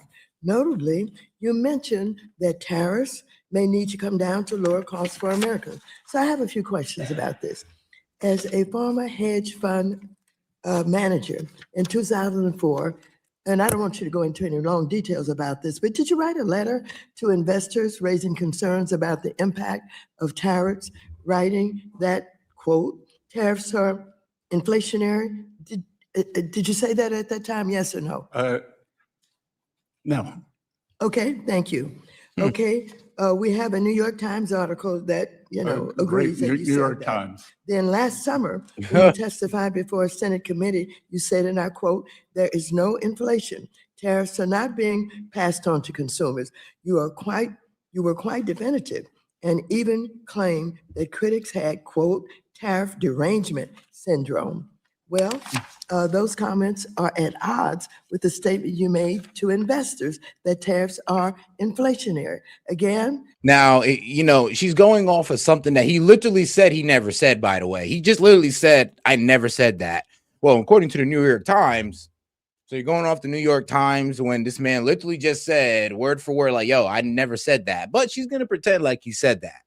And have tariff been inflationary? No, actually, when you look at the consumer price index, it doesn't reflect an increase in pricing due to tariffs. It reflects an increase in prices due to the slight inflation that we still have. So, yeah, and let's be real. If it was due to tariffs, then we would see a price increase of at least 10% across the board. But we're not seeing that. And if anything, prices in certain sectors are actually going down, especially when it comes to oil. So, I mean, where is the inflation due to tariffs? Not to be seen. I want to be clear. So just let me. And really, I mean, you could go look at the consumer price index and you could show me, please show me where you see the increase due to tariffs, because it's not there. Are tariffs inflationary? Yes or no? According to the San Francisco Federal Reserve, with 150 years of data, Yes or no? Tariffs do not cause inflation. Yeah, they don't. San Francisco Federal Well, Reserve. last November, as the Trump administration finally began to realize 150 years that of data. affordability issues in America are not Because, like, one, tariffs don't cause inflation. Two, they're to protect domestic industry and to promote buying inside of America. Once again, protecting our domestic industries. Like the fact that they want to say, "Oh, it's a direct tax to the honestly direct tax to the customer," that's a complete lie. I mean, they don't even honestly recognize that one, the supplier could eat the tariffs if they're desperate to maintain business with the importer. The supplier and the importer could eat the tariff by the supplier reducing their price and the importer taking it to either their profit margin or their overhead costs to where it never gets passed down to the consumer. And if they're in a highly saturated market or a high competition market, they're less likely to raise their prices because they could lose out on market capital. It's about as simple as that. So to sit there and say that tariffs is just a direct tax on the consumer is complete ignorance. Not a hoax. You told Fox News that the government was going to reduce tariffs on goods like coffee and bananas, and that doing so would, quote, bring the prices down very quickly. Mr. Secretary, why was that announcement even necessary? If tariffs aren't inflationary, and as you and the president like now, actually, you see, and this is where she misread it. Think about it like this. If they bring down the price of tariffs, that means these guys can afford to buy more bananas, thus adding to the supply of bananas that they buy, thus bringing down the price due to the amount that they're able to buy. I mean, it doesn't mean that the price increased because of tariff. It just means that now the price can decrease because now the farmer is able to, or the importer is now able to buy more bananas because he can pay less in tariffs. It's about as simple as that. So it doesn't just have to be, oh, well, doesn't that mean that tariffs are inflationary? No, it means that because they have to spend less in tariffs, they can buy more supply or buy more bananas, thus being able to bring down their prices because they have more what? Supply. And when supply goes up, price goes what? Down. to say are paid for by foreign countries, by the foreign country, a tariff on coffee or bananas shouldn't raise the price of either for American consumers. Well, that's the Trump logic, but that isn't reality. It did raise prices across the board. And you know it. I think you knew back in July also. Okay. The real question is, why would you even impose a tariff on a across the board? So when oil went down from what, a $3 national price, and we're at like what, 260, is that what was that? Like when you said across the board, eggs went from like what, damn near $8 to $3.99. I mean, you said across the board, right? Like you could even look at Kroger's, Walmart data, and they'll show you that even grocery prices in certain areas went down. So when you say across the board, that's a complete lie. good that a country doesn't grow or make, as that would only serve to punish the American consumer. Now, as you know, this committee has taken a bipartisan approach to addressing another real affordability crisis.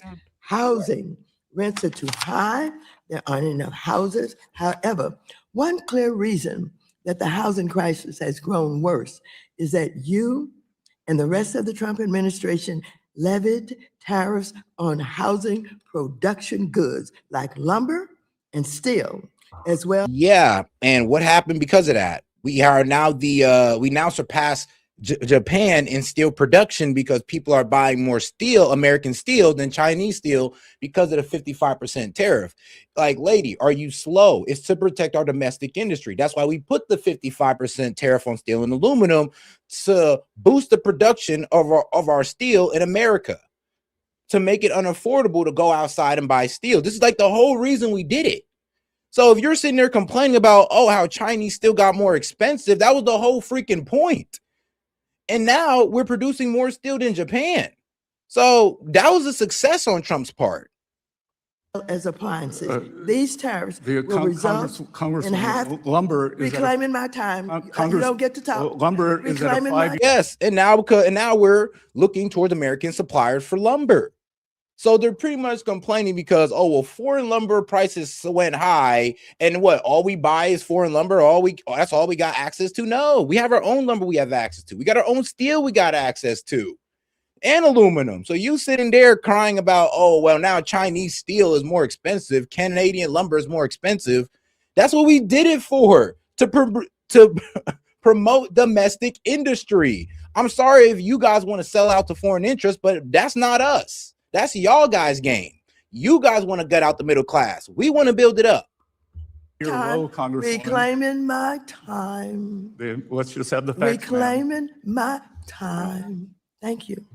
However, one clear reason that the housing crisis is going worse is that you and the rest of the Trump administration levied tariffs on housing production goods like lumber and steel, as I said, as well as appliances. These tariffs will result in 500,000 fewer homes built at a time when we need more homes built, not less. Trump single-handedly made housing more expensive. And once I mean, we did get mortgage down to a 3-year low. I mean, more houses actually are being built. And guess what? They're being built with American steel, which is actually helping the American steel workers. But they'll ignore all that, though. Like, as if you don't, like, bro, I'm sorry, but do y'all need to pick up an economics book and actually look up the history of tariffs? It's always been used for this, to promote domestic industry. So the fact that she's literally complaining about how tariff has always worked is hilarious. To let you know that she probably never even heard the word tariff until it came out of Trump's mouth.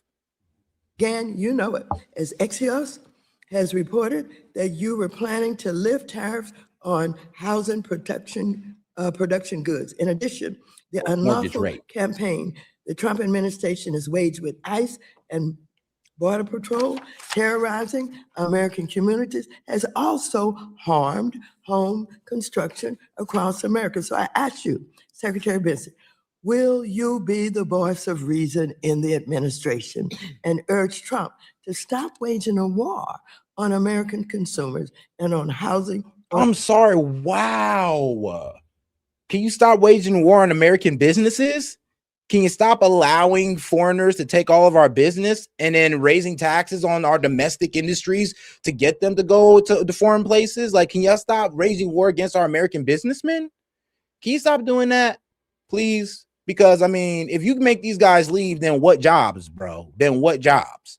Because that's literally what, like, she literally explained the benefit of tariff is like, oh, yeah, well, tariffs on steel and aluminum and lumber. Yeah, we did that so we can boost our domestic product, to boost our domestic production of steel and lumber. So we don't have to rely on these guys. And we give money or circulate money within our own economy instead of sending it overseas to China to get watered down steel.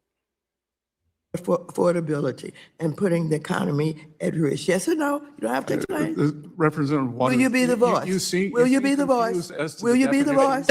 Will you be the voice of reason? Will you be the voice of reason? A study yes from no? Morgan Reclaiming my time. Reclaiming my time. Reclaiming my time. Was a mass unfettered immigration. Mr. Chair, will you let him know that when I ask time does belong to the housing gentlewoman from California. 10 and 20 million immigrants. Can you shut the up? housing stock of working 20 million immigrants. Time does belong to the housing gentlewoman stock. from California. 10 and 20 million immigrants. Can you shut the up? housing stock of working Americans, and can you maintain some level of dignity? Gentleman's time. Damn. Okay. Yo. You know what? Maxine Waters do not like Scott Bessent because Scott Bessent made like Maxine Waters look stupid multiple times. That's why she's trying to monologue this man to death and not let him get a word in. Because every time Scott Bessent got a word in, he low-key embarrassed Maxine Waters every single time. So I see why she's playing this game with him. Like, can you shut up? He's like, man, can you show some dignity? Like, well, dang. The beef is real. Expired. No, my time has not expired. Your time has expired. And the gentleman took up my time. What? I think you should recognize that, Mr. Chair. The gentlewoman's time has expired. The gentlewoman's time has expired. Well, if you want to parliamentary protect him, the chair recognizes What? the vice chairman of the committee, Mr. If you Heisinger. want to Parliamentary inquiry. go right ahead, but I would not expect you to do that. I'm freaking crying, bro. Nah, she did not have to get that unprofessional, but it is what it is, I guess. Like, dang, she was not trying to let that go, guys. Obviously, she had a bone to pick with my man, Scott Bessent. Bureau, the very agency that returned $21 billion to Americans after they were ripped off. In fact, Trump's team has dismissed enforcement actions against predatory firms, Here it is. even after they admitted to defrauding consumers. Why? Could it be because they gave to Trump's campaign or brought his crypto coins? Or could it be this president is not on the side of the American consumer and never has been? It does not. I mean, I would say he's more, bro. You guys let gas get to $5, basically $6 across America. And you wouldn't say that he's not for the American consumer. He lowered gas prices. I mean, what did y'all do? Eggs was at an all-time high. Y'all cried about it. He lowered it. What did you guys do? Y'all ran the most unaffordable administration in American history with such high inflation. I'm sorry, but who are you guys to make that statement? Out there. Right now, Trump's Justice Department is conducting a baseless criminal investigation into Jerome Powell to bully the Federal Reserve. So they serve Trump's agenda instead of the American people. Since Trump returned to office, and shout out to my man Jet. He says, I love S.E.T is unaffected by the Dems BS. Literally, bro just sits there and smiles. That's all he does. He just sits there and smiles because of how stupid these guys sound sometimes. And when it comes to S.E.T, bro, they do get real. I don't know why. It's like they lose IQ points every time S.E.T steps up there because S.E.T proves that they don't know shit about economics.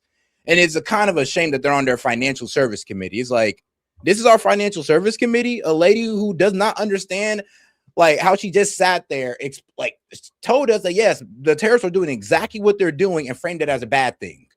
I'm like, are you serious? Like, lady, did you not go to economics? Like, at least the first two classes of micro and macro, that's all you had to do to understand tariffs. I mean, it's not too late. You can still pick up a book today.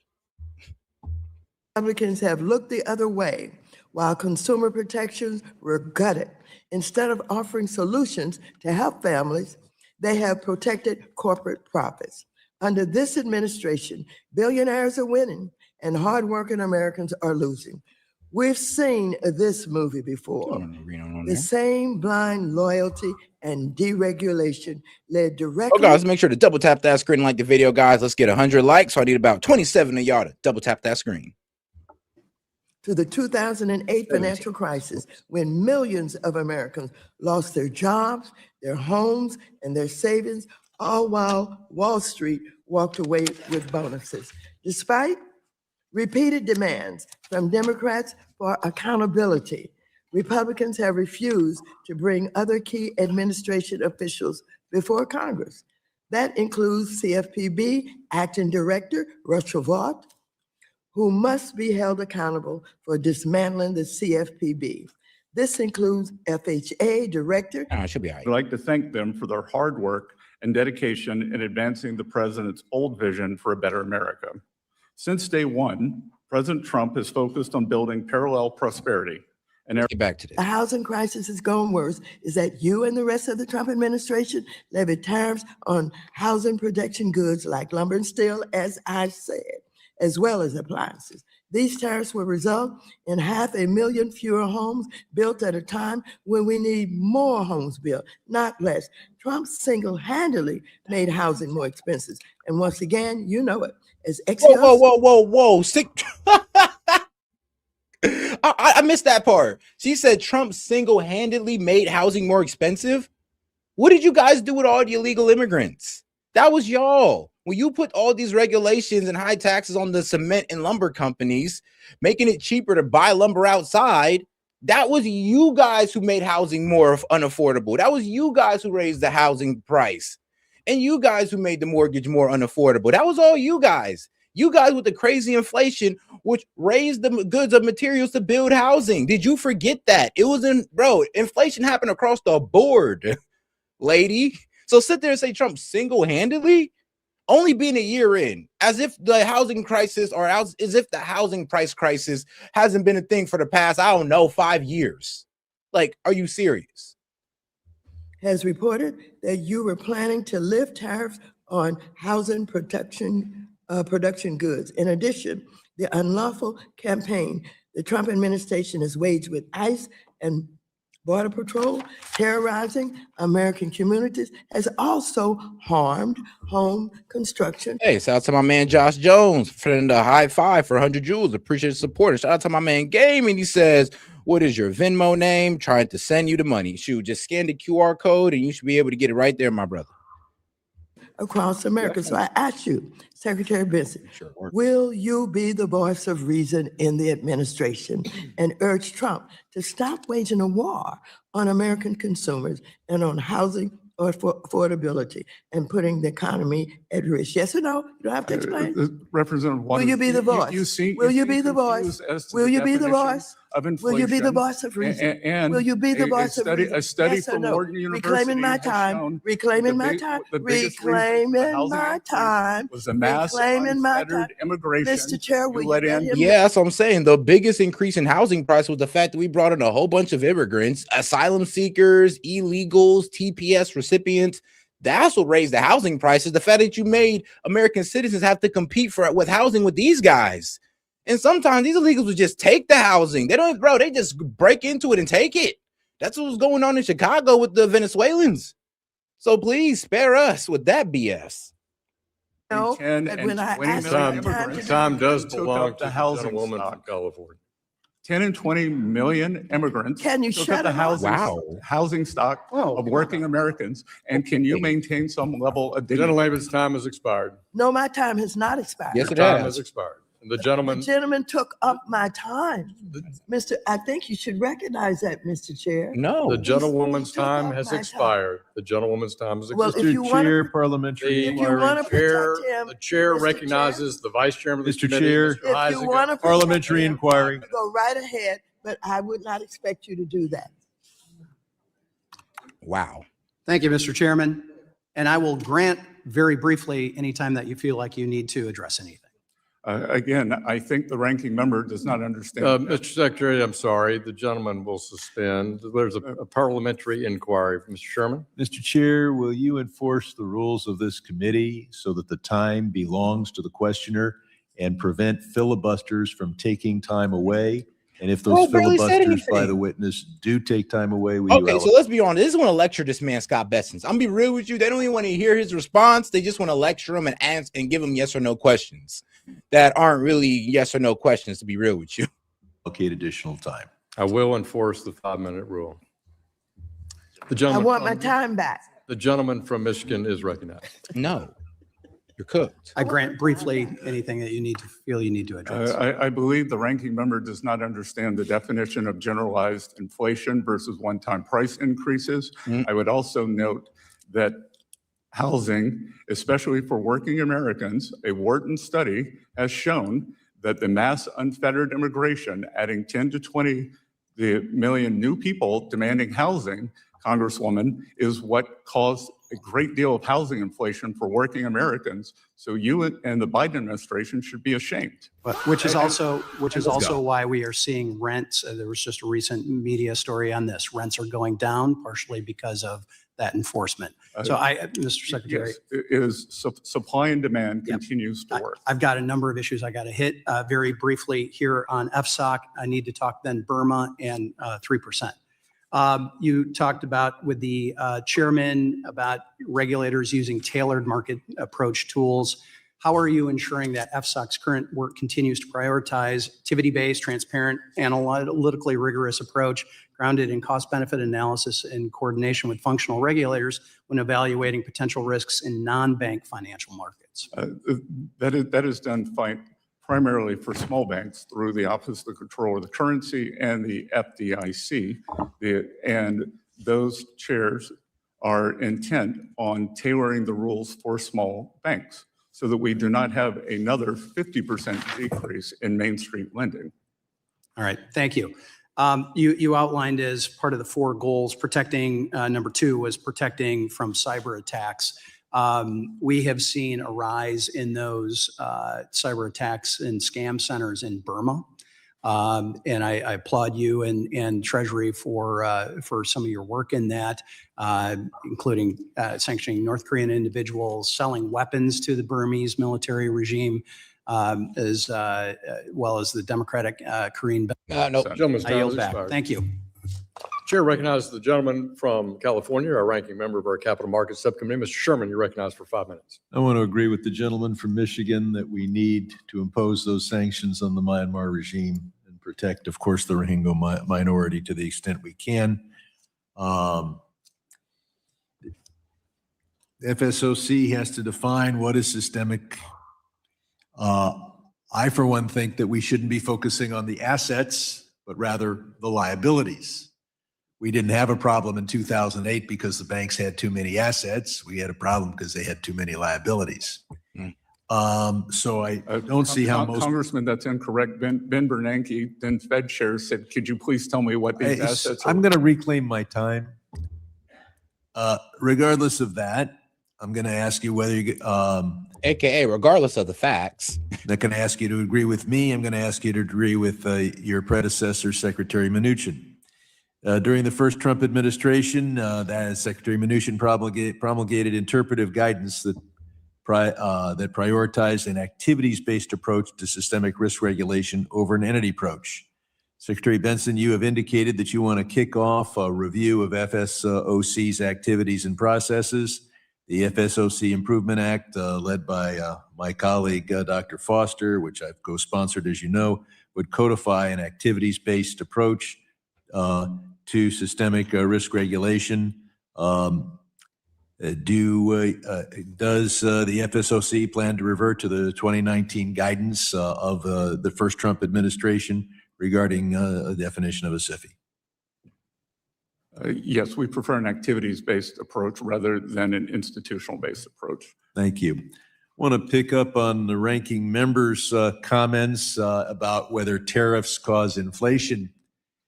You know, economists can say when the price of something goes up by 20%, that isn't inflation. It's a one-time price increase.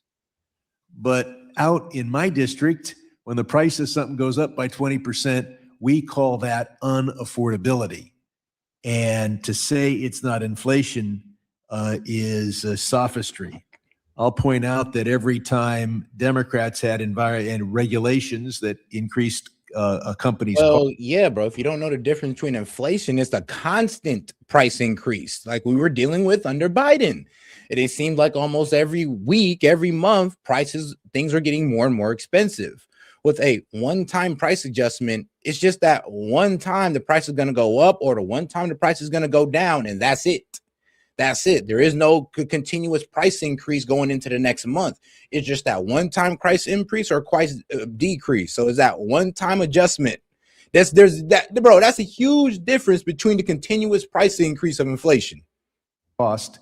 People in this room said that's going to cause inflation. Well, but I get it though. I mean, you're right. He is somewhat right though. If there is a 20% increase on a product that people are already having problem buying at that level before the 20% increase, it does lead to unaffordability. But that isn't inflation. That is a one-time price increase that did that, and not a continuous like price increasing of inflation. Like, so there are two different things.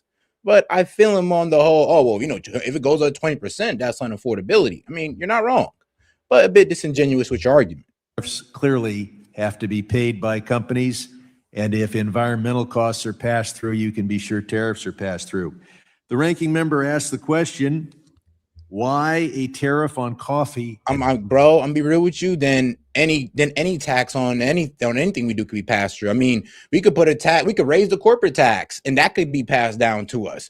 We could increase the tax on all these billionaires and millionaires, and that could be passed down to us. So basically saying any type of tax on the rich can honestly be passed down to us. And I mean, you guys should never be wanting any type of taxes on the rich at all then, because they could all be passed down to us.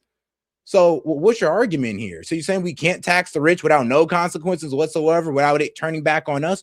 All right, great. Keep that same. Why don't you have that same energy with Kamala Harris when she wanted to raise the corporate tax? Why didn't y'all say, oh, no, that's going to get passed down to the consumer? You didn't say that. You said, oh, no, she was taxing the rich.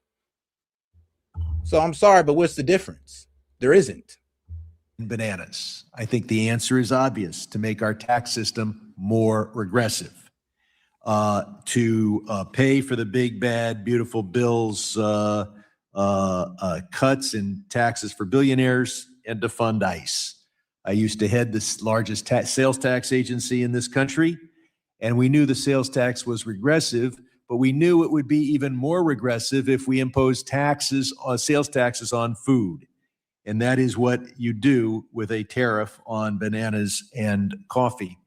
Mr. Secretary, we lived through the bailouts of 2008 when powerful men lose money. They now want a government bailout. Does the Treasury Department or the various components of the FMOC have the authority to bail out Bitcoin? No. Could you please elaborate? What exactly does bail out Bitcoin Okay, mean? could you? Because that is a wild statement. Can we bail out Bitcoin? I mean, I'm sorry, that is a wild ass statement to make. Like, can we bail out Bitcoin? Did you forget? Bitcoin's not a bank, bro.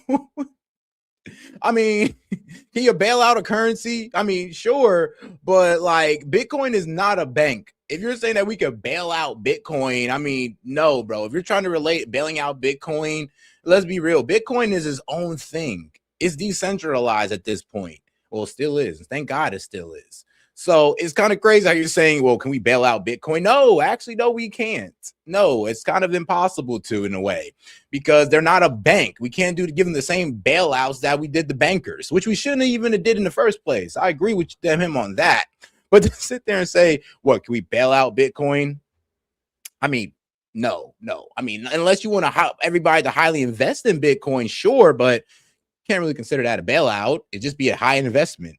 To instruct the banks of this country to buy Bitcoin or change banking regulations so that they are encouraged to do so in terms of the reserves that they're otherwise required to have. Again, that within the context of asset diversification within banks, they could hold many assets.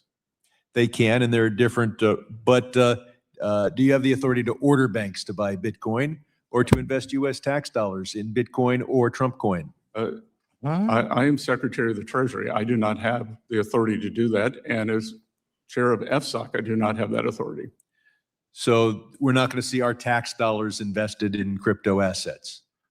Well, why would a private bank be your tax dollars, Congressman? Excuse me. I'm now asking about the money of our taxpayers, which you manage as Secretary of the Treasury. Is it going to be deployed into crypto assets?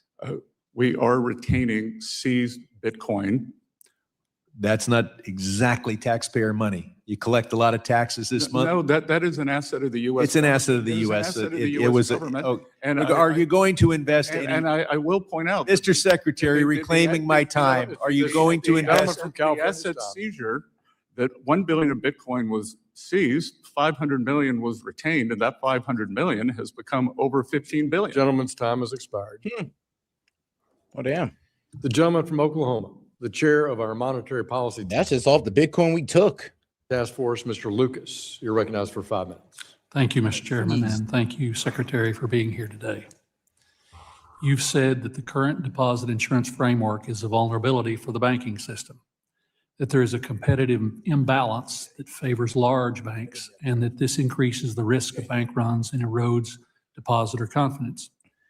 Can you talk more about a targeted expansion of deposit insurance for non-interest-bearing transaction accounts, and would that strengthen financial stability within the system? Congressman, thank you for that very important question, because it is my belief, because there is the belief that big banks, the depositors will Shout not out to lose my money man Gaming. during a financial. And shout out to my man Gaming for the baller alert. He says, open up the lines, and I got you, brother. With a $40 Venmo, he hits us with open up the lines. And like I said, anything you send to the Venmo is doubled. So he basically sent 80. So I got you, my friend. Let me go ahead and get that call-in line out there.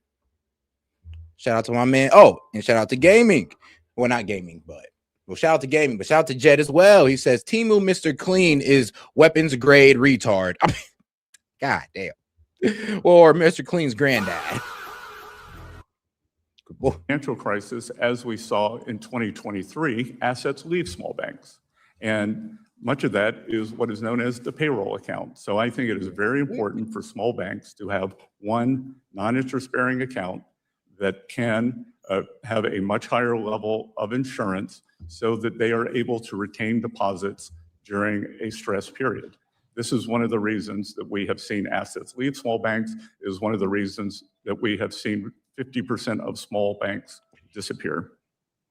Continue along this line of inquiry, Mr. Secretary. A robust banking system with healthy banks of all sizes. For the financial well-being of the American people who are invested in money market funds, in bond funds, in their retirement funds. They have stayed right in the center line. Sorry, guys. If I skip around, it's because I'm skipping to the guys who are actually going to give them some pushback. We're at a 5-year low in bond market volatility. Thank you, Mr. Secretary. I yield back, Mr. Chairman. Thank you. Gentleman yields back. Chair recognizes the gentleman from New York, ranking member of our Foreign Affairs Committee. Mr. Meeks, you're recognized for 5 minutes. Thank you, Mr. Chairman. Secretary Bassett, if I'm not mistaken, you were working in the financial service industry during the late 1980s, correct? I was. Thank you. And well, I'm wondering, do you recall or you're knowledgeable of the Keating 5 scandal back then? Yes, sir. And I will point out that I was. I don't want to. No. I will point out that limited time. I have limited time. I identified. The gentleman is from, Mr. Secretary, it's the gentleman from New York's time. So I just want to make sure that everyone knows who doesn't know that the Keating 5 scandal involved 5 U.S. senators accused of pressuring the Federal Home Loan Bank Board to expedite and give more consideration to the case of Charles Keating Jr., who ran the California-based Lincoln Savings and Loans. It led to a 14-month investigation unveiling how 5 U.S. senators and staff ended up with more than $1 million in contributions, 4 trips to the Bahamas, and all expenses paid stays at resort hotels. Damn. Following the scandal, the industry saw sweeping regulatory changes that was launched by then President George H.W. Bush. Now, Mr. Secretary, I'm sure you can agree conflicts of interest and improper influence by U.S. elected officials over bank regulators weaken supervisory independence and ultimately impose massive losses on consumers and taxpayers. I think that we can all agree upon that. And as we know, the basic lessons from the post-Keating reforms still applies today when the Office of the Comptroller of Currency, the OCC, is deciding to get a bank charter. I think we can stimulate that. Right. Now, Mr. Bassett, as our nation's treasurer, I'm sure you also know that a foreign-linked investment firm tied to the United Arab Emirates government quietly bought what up, Big Pimpin'? Crypto. All right, man. Hold on here. World Liberty Financial. Yo, what's going on, gaming? Bro, I got some shit I want to talk. That's why I open up the call in. Fuck the bullshit. We finna get right to it. All right, let's go, man. All right, let's go. So, shit, what you want to get into? We can head right into the Iranian situation if you want. The Iranian situation? Yeah, like, bro, what's going on down there? How the protesters are out there, pretty much vowing revenge for their fallen ones. Oh, yeah, bro, because I actually finally talked to a couple of my friends who are Iranian. I can't give away the name of one of them because they're actually looking on U.S. social media, and I was able to confirm this through a ITC chief in the Navy. So keep that in mind. But let's say go ahead. We're going to call him Pablo because it's far away from a Middle Eastern name. We're going to call him Pablo. Pablo is responsible. Sorry for the background noise. My daughter is like going fucking nuts. All right, come on. Well, hold on. Handle the daughter real quick, big dog, because we hear, I love the laughter of children too, but I think that's going to distract the crowd. But all right, I'm going to play the video real quick, gaming. Just let me know when you're ready to go. Are negotiating. They'd like to do something, and we'll see if something's going to be done. They had a chance to do something a while ago, and it didn't work out, and we did Midnight Hammer. I don't think they want that happening again, but they would like to negotiate. We are negotiating with them right now. Yes. So, and those negotiations are going to happen on Friday. Steve Witkoff, Jared Kushner among that party for the United States. Here's what's happening in the last 24, 48 hours or so. You got Iran here in the middle of the map, okay? I want to focus down here in the Persian Gulf and also here in the Arabian Sea, because just yesterday, you had 2 incidents that involved the U.S. naval forces in the region, okay? One was an Iranian drone that was shot down. The USS Abraham Lincoln is about All right, I'm back. miles off the shore of Iran. Perfect. So All right, let's hear it, Gaming. Okay, so one of my friends, his name is Pablo, and I have to be extremely vague when I say this because I don't really want my friend from Iran to be fucking, I don't know, deleted. Executed. Right? So, Pablo was actually confirmed. Now, this dude been living in Iran since 2010. His parents actually raised him in Saudi Arabia. He goes to and from Bahrain, and he actually finally went to visit Iran in 2022. I also have another friend I actually went to high school with, also going to leave his name anonymous for the sake of his safety. We're going to call him Persian 1. And yeah, so basically what's happening over there, and this is word from them, and I'm using code names for a reason. What's happening over there is they're actually, one, they're killing off their own Iranian citizens. Two, they're also killing off a whole bunch of Afghanistanis and Pakistanis. No, that makes sense. But all right, now what I was hearing from bro, I got two sources. I got one guy who's part of the protesting group, and then I got another guy who's actually part of the IRGC. So I've heard both extreme views. And the guy from the IRGC has confirmed that, yeah, there's still protesters going on, but they've been contained and they've been allowed to have a limited demonstration. AKA, he said, well, they can protest, but if they do something crazy like that again, force will be brought down upon them. I told him about the death toll. Even he said, like, well, it's looking about maybe like 5,000 to 7,000 now. So we heard with 5 coming out of Iran, they're about to probably come out with 7. And then what I heard from my guy inside who's a protester, well, he kind of gave me the same amount of bodies, but he's saying that, yeah, the protests are still going on, like, and we're still out here taking up streets and all that across Iran. So, yeah, they may have killed them, but they haven't really stopped the rebellion, I'd say, or the attempt at a rebellion. That's what I was telling you before. They don't really care about the people that are rebelling. They just don't want to be perceived as weak or see control. Yep. And so, with that being said, now the guy from the IRGC, he's never going to admit this because they're sworn to secrecy. They're what? So yeah, they're sworn to secrecy. Oh, no. Well, yeah, when you ask these guys, they see themselves as the protectors of Iran. I was poking around in his head, and I'm just like, the way he describes themselves as the true protectors of Iran, and they truly think that all of this has no validity to it whatsoever. But I'm talking to the protester, and they're going like, they kind of hit me with the same excuse Monty does. Monty hit me. He's like, bro, I don't care if the Israelis are in this or not. As long as somebody's helping us fight them, then it's all good. Right.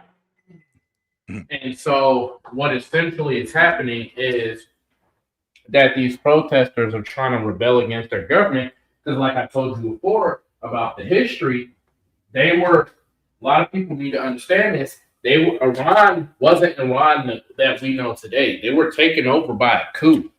Yeah. I'm saying this for the benefit of the people in the chat because, we got some liberals in here. And I'm going to just go ahead and, say it on record and, correct me if I'm wrong. I've seen not nan liberal say anything about Iran.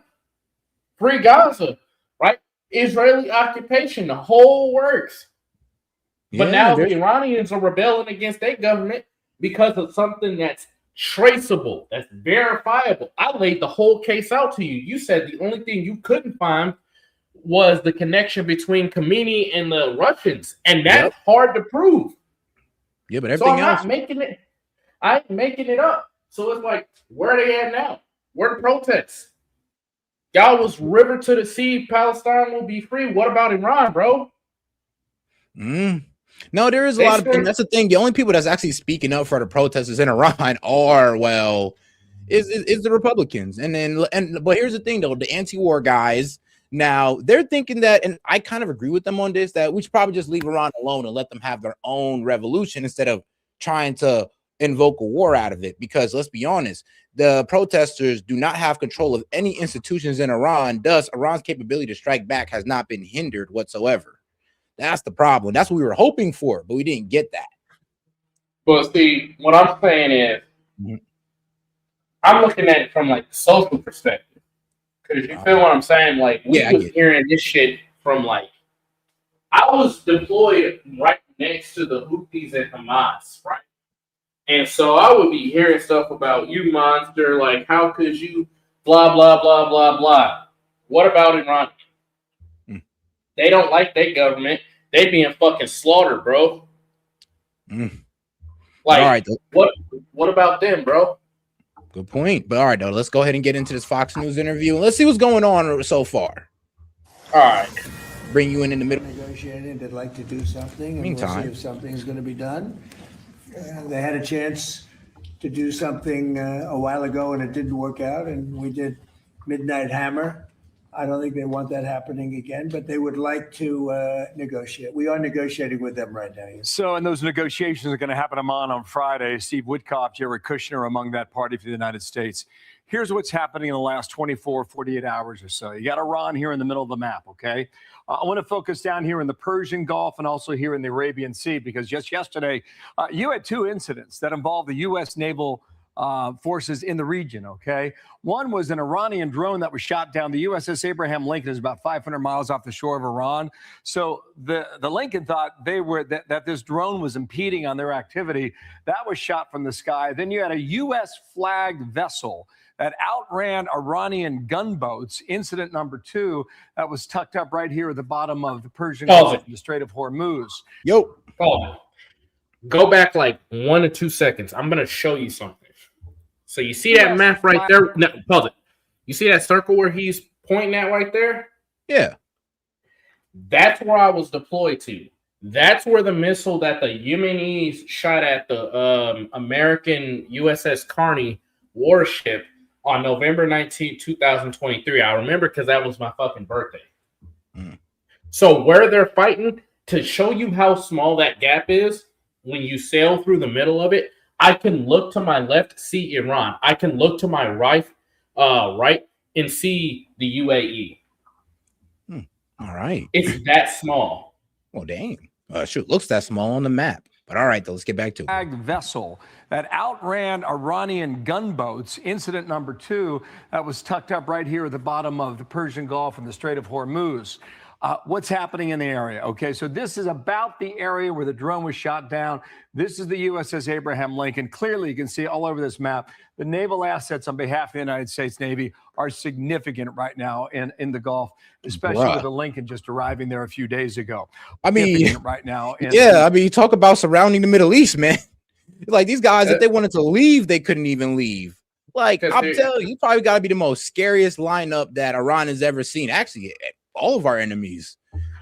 He's shaking in their boots. I mean, Hezbollah shaking in their boots. So let me tell you something what happened.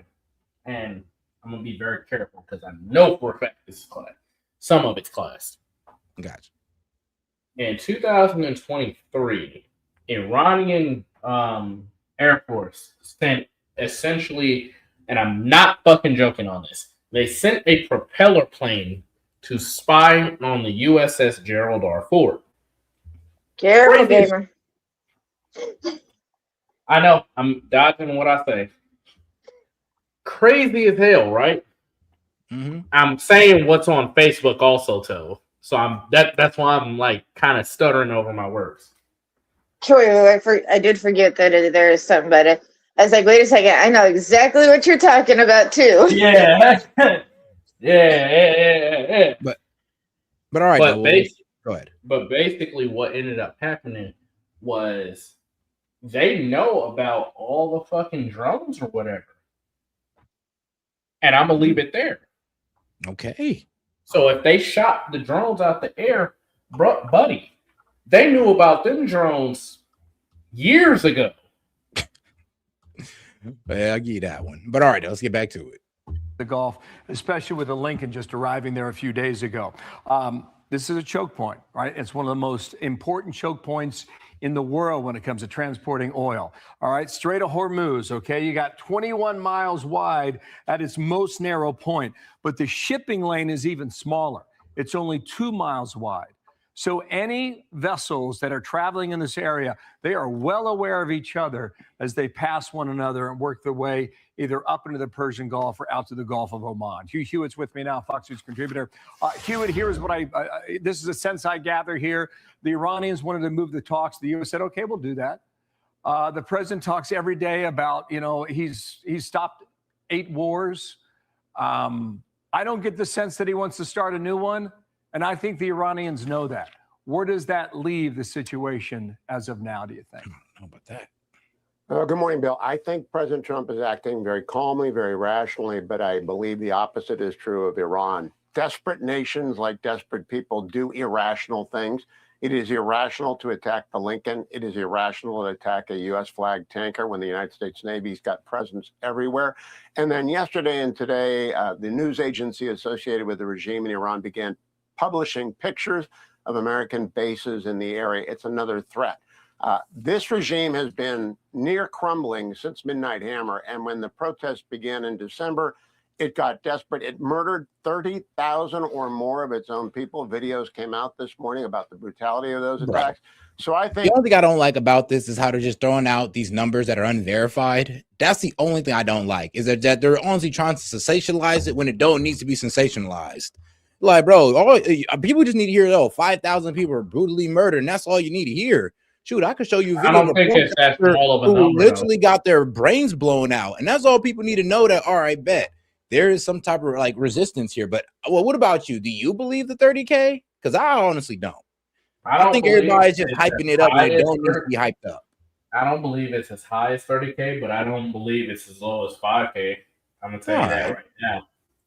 Because I got too many friends who I went to both high school with and then I served with in the Middle East, and they're telling me very particular numbers, and I have to code their fucking names so they won't die.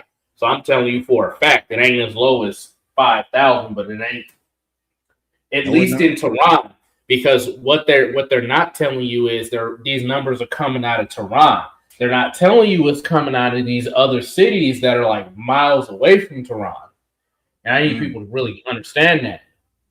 And like I said, for people that think like, oh, well, the nation of Iran is just trying to restore order. They fucking killed Mahsa Amini for having her hair too far out her hijab. I mean, come on now. No. They made changes. Yes. No. They made some changes. They did some very minor changes for a short amount of time in order to women can walk around unveiled. Women can be nurses. They toned down a little bit. The problem is though, is that this whole protest situation is the new hot thing. I don't think there's really the protest started because they were burning pictures of Khamenei because they don't fucking like him.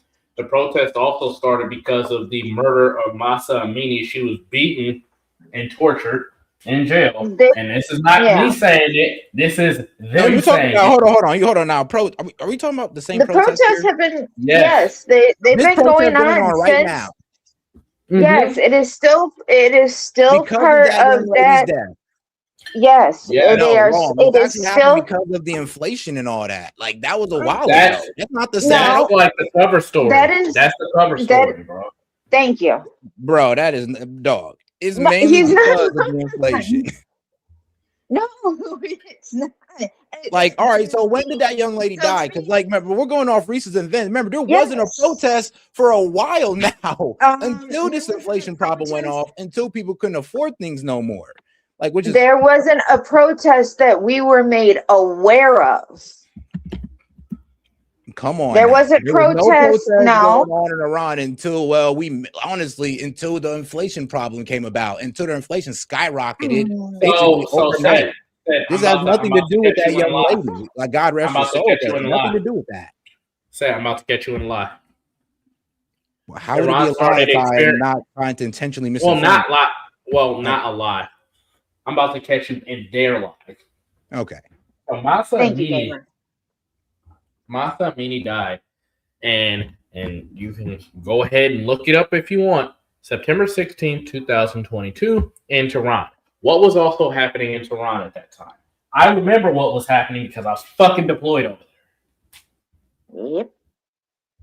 What was happening? No, go ahead. And I was actually supposed to be there, but I found out I was pregnant, so I was pulled off that. What was happening over there was they were funding the Houthis, they were funding Hamas, they were funding Yemen, and they were actively trying to start up a proxy war with Israel. I'm not saying Israel was blameless because holy fuck, there was some shit they were doing that they shouldn't have been doing. However, Iran's reaction to it was way over the top.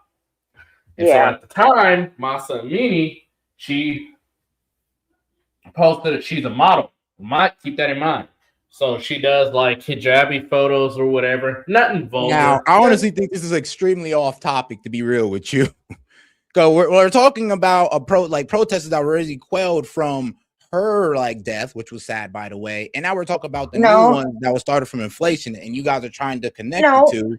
Wait. You have to we can agree to disagree, everything. But I'm kind of going away from the restate topic. everything. Let Gamer finish. No, restate everything you just said because y'all cut out real bad. I missed that entire argument you made. Oh no! What is an I think I think we're gonna have to agree to disagree because you guys are trying to bring up something that really, honestly, in my personal opinion, it doesn't really have anything to do with the protests of today. And that you can say that and you're entitled to that, but that's one of the reasons why people are protesting over there. There was also a internet, what is it called? Influencer over there in Iran who was killed because he burned the picture of Khomeini. That I can get you the data on that if you want to. This was recent. Sure, but like I said though, it's you guys are trying to fuse one protest into another, and all right, but there really is no need to relitigate the past because let's be real, people are just happy enough with them going to the streets over inflation. Actually, y'all just happy enough them fighting against the regime. So we need to bring up, this is all because of that lady, and I'm just I don't know. It kind of feels like you guys are trying to add a cherry on top. Not only are we suffering bad inflation and a water shortage. No, let's go ahead and it ain't got nothing to do with that. It ain't really got nothing to do with that. In November 2025, an Iranian man named Omid Salark was found dead shortly after posting a video of himself burning a picture of the Supreme Leader Al-Khomeini. And a bunch of people started burning pictures of Al-Khomeini because they don't fucking like him. And I've already established. Wait, before you start talking, that doesn't really have anything to do with the conversation. You're going off track here. You're trying to prove a point that you can't really prove. Seth, you're weak in this area, bro. Let me help. Bro, I can't. You're going too far off topic. We need to get back on topic. I'm on topic, bro. I promise you. These are some of the reasons that the Iranian people really fucking hate their government. They keep killing people that disagree with Khomeini. And as I established with you in the past, and you haven't really been able to debunk outside of not having proof that Khomeini had ties with fucking Russia, the people didn't fucking want him. And when the old Supreme Leader came on, and posted a YouTube video, it fucking revitalized the old Iranian people. Hold up, I'm gonna finish with this. You have Iranian people that are actually begging Trump to come over here and intervene. You have Iranians in America who are helping disseminate the videos because the internet blackout shortage is still happening over there. So there's only so much fucking, you're wrong, that's propaganda, this, that, and the other, before you become complicit. That's my point. All right, then. All right. Special Envoy Witkoff is going to offer the Iranians the Assad option. You can leave. We'll let you leave, but you've got to leave because this regime is so evil, so fanatical President Trump knows exactly what he's doing. I can't count the number of times he said the JCPOA was the worst deal ever done. Been saying that for 10 years. I can't imagine he's going to enter into JCPOA 2.0. And so I think it's really a showdown in Oman where the president. Oh yeah, and shout out to my man Hellbat. He says, if France covers up grape gangs for years on ends, how long will Iran cover up protests against them for appearances? I mean, at that point, I mean, we all do that. I mean, we all cover things up for appearances. Don't give us that excuse. I mean, don't we? Yeah, we do. And there's no excuse. That's just the reality. I mean, China does it, Iran does it, Russia does it, America does it. I mean, bro. The first time that the United States does something, you got these fucking disability check worthy, non-fucking literate having ass fucking liberals who like to put themselves in positions to get harmed and then play fucking victim. Be like, oh my God, did you see what? Damn, I could say that about the Iranian protesters. Yeah, they're protesting the right slope right there, buddy.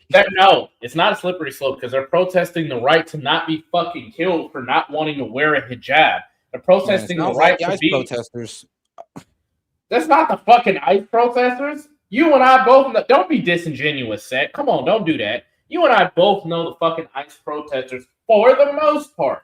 Emphasis on that sentence. Because I want it to be recorded. They don't like the government. They want to go against it. They want to shoot the government. I mean, they want to go against government authority. I mean, shoot. It's like, bro, watch, man. I hope this doesn't come, but it sounds like the ICE is going to be equaling the IRGC if we don't get things underhand. And if we come to that, I wonder how the world is going to do us.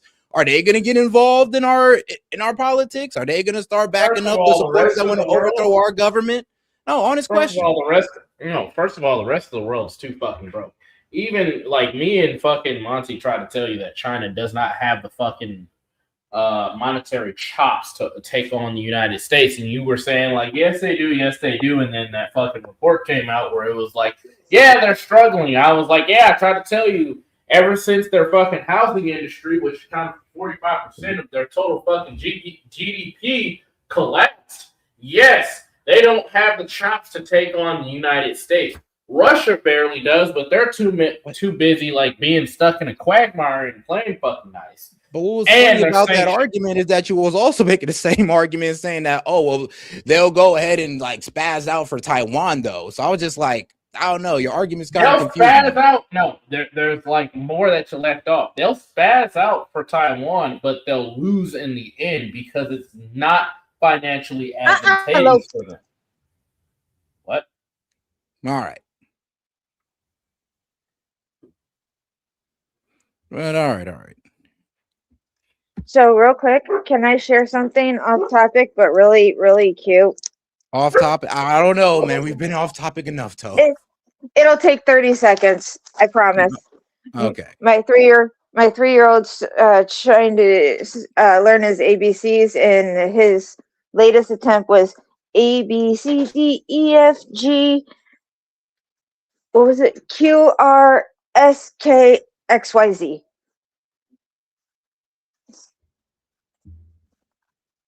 All right. Well, that's wait, before you go on, Tove, you need to yell at Tove. What you need to. Because of last night. We almost fucking lost Tove. Hey, what? Oh yeah. No, wait, like legitimately, we almost lost Tove. I mean, I don't know about that. We could talk another time about that, though. All right, bro, guys, she get almost back. fucking died last night because she was being hard-headed. Oh, well, come on.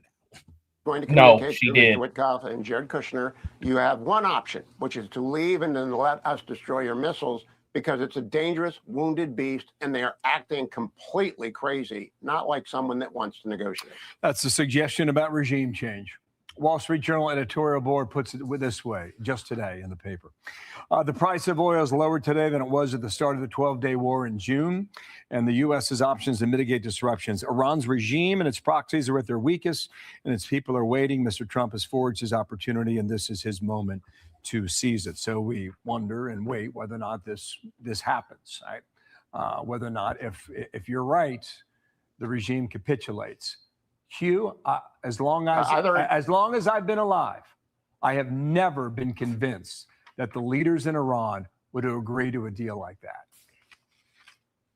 You're right about that, but this is different in that Donald Trump has already shown them the willingness that has not existed in the United States since 1979 to smash them in ways that they never imagined being hit. So when President Trump acts very nicely yesterday in the Oval, what they have to realize is he can hit everything with the B-2s. They've got all of our assets there, the link in there. So I believe that the Ayatollah Khamenei is not particularly rational, and we're hoping for regime decapitation from within the regime, because there are a lot of people who don't want to be dead inside the IRGC, and the Ayatollah is walking them down. Now, Seth, this is where I have to agree here's with the you. president of Iran, kind of new to the job, frankly. He said, all right, wait, hey, yo, what's going on? I said this is where I would have to agree with you in terms of like the. Okay. So anyway, this is where I would have to agree with you in terms of like geopolitics. No, I really don't want us to go back to the fucking sandbox. Okay? Yeah.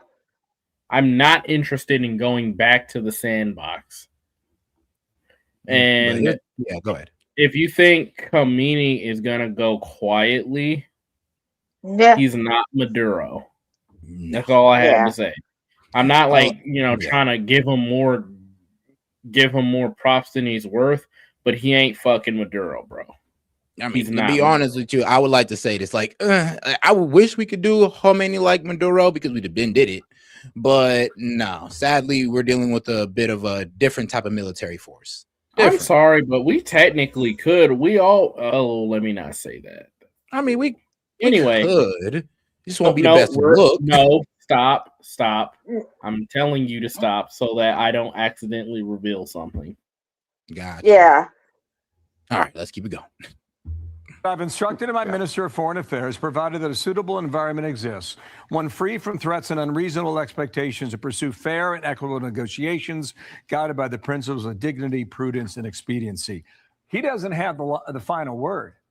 The supreme leader does. No, he's got as much authority as you and I do. He's just sending out, he's tweeting to the world that he's got power and authority. He's got nothing. The Ayatollah is the supreme leader. Only he and Khomeini, the first supreme leader, run anything unless and until someone arrests or puts a bullet into the Ayatollah in order to save the crumbling regime. They have been blacked out now for almost 2 weeks. They're losing millions of dollars a day. Their banks are collapsing. It's time for them to quit. We shall see. Hugh, thanks for coming on. The instant analysis as the events unfold. I mean, here's the thing. It don't look like we want to deal with these guys. I'm gonna be real with you. It doesn't look like we honestly even care about their nuclear proliferation or enrichment. Kind of seems like we just want to go to war with them because Iran, let's be real, they have been ready to give up their enriched uranium. They've been ready to give that up. But we keep on moving over to the, now we want you to give up your missiles. And that's just saying, Don't open up. ICE is outside. Man, we're not ICE. That fucking lives rent free in my head. Right? Bro, play that video just one time. What? The ICE video? Yeah. Like, ma'am, we're not ICE. The Nick Shirley one. I do not know which one y'all talking about. I have a lot of where he exposed the fraud. Yeah, and there was a lady outside yelling, "Don't open up! Don't open up!" I would have to dig for that one. Damn, man. Like I released that one maybe like a month ago, so I'd have to really Even. How about you stop saving Gooner content to your Twitter and actually start saving shit to its appropriate folder? Oh, whatever. Like you have to talk. Do I have to go over to the picture you recently commented on? Do we have to do you like that? Hey, bro, you can do it. Hey, come on. Show it. Show my comment and show the picture, bro. I ain't scared. All right, you a real one for that one. You're a real one because you're right. You didn't really say anything crazy. But I was surprised. I said, put I was some like, clothes okay. on. I said, you know what? Nah, show YouTube. Come on, show YouTube. We finna take this break. Oh, Hold on, let me see if I can even find that. But that was hilarious, though. You When I can seen go to it, I my was like, page. okay, gaming. You know, ain't really my type, but I feel you. I said, put Oh, some clothes on. That's all I said. And she over said, here dressed like a hooer. oh, I mean, shout out to gaming, my man who was cleaning up the language. I gotta respect that. This young lady right here. Oh, this is what I said. I mean, gaming. I mean, no. First off, this is what I said. So shout out to the man of God comment right here. Put some clothes on. Make sure to follow my man gaming on Twitter, on X as well. Follow me on X as well. But I feel you though. I mean, you know, it may not be my type, but I know a lot of homies that love that. I ain't even gonna lie. Bro, like I said, put some fucking clothes on. Have some respect for yourself. Have some respect for your father. Maybe your little brother, bro. Damn. Okay. You know what? I love the Yeah. fact that you doubled down. that I have to agree with. You know, not have some respect for yourself, have respect for your family, any children you might have, especially your dad and your brothers who, you know, are 9 times out of 10, women like this do not have fathers, but all the True. daddy issues in the world. Bro, and that's why I said put some clothes on, bro. You Real over here quick. trying to Let's bust me get out back talking to about- Iran, everybody. Nah. That was my fault. Motherfucker tried to bust me out like, don't make me have to shush you with this picture. Nah, nigga, show Oh the my picture. Show the picture and what I said. Bad for bad, fuck, nigga. I'm sorry, anyone who puts that shit out on in the public for everyone to see.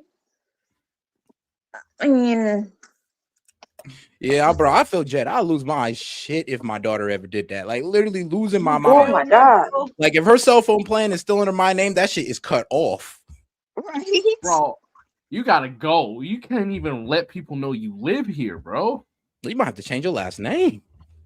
But all right. Yeah, I wouldn't go that far. I would say no. It's because you live here, because you share our last name, that you're gonna delete that shit and you're going to apologize, not just to myself and the rest of your family. You're gonna apologize to everyone you forced to see that shit.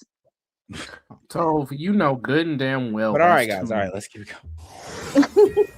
Iran talking all big and bad before talks on Friday.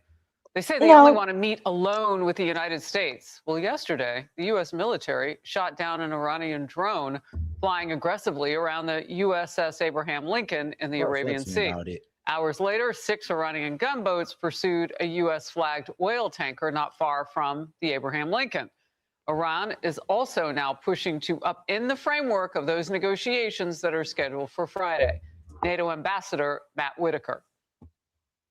President Trump is not going to be eternally patient with the Iranians. I think President Trump is willing to have this meeting at the end of the week, but at the same time, you know, he has an armada sitting in the region ready to do whatever needs to be done to make sure that Iran does not ever possess a nuclear weapon. Senior foreign policy correspondent Jillian Turner has more from the State Department. Jillian.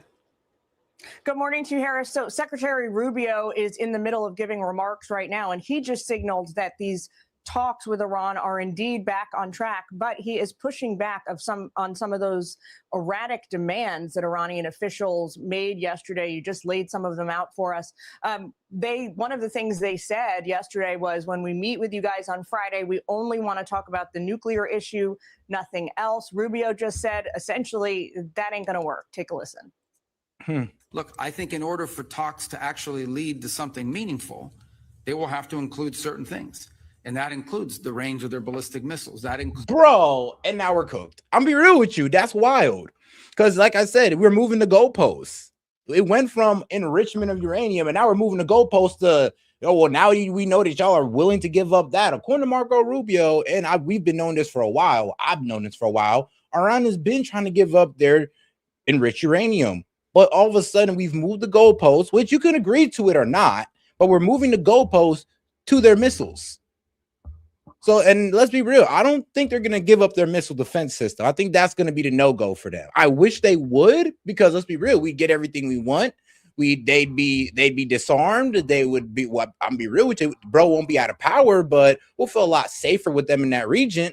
But let's be honest, they're going to take a lesson from Gaddafi in Libya and not give up anything.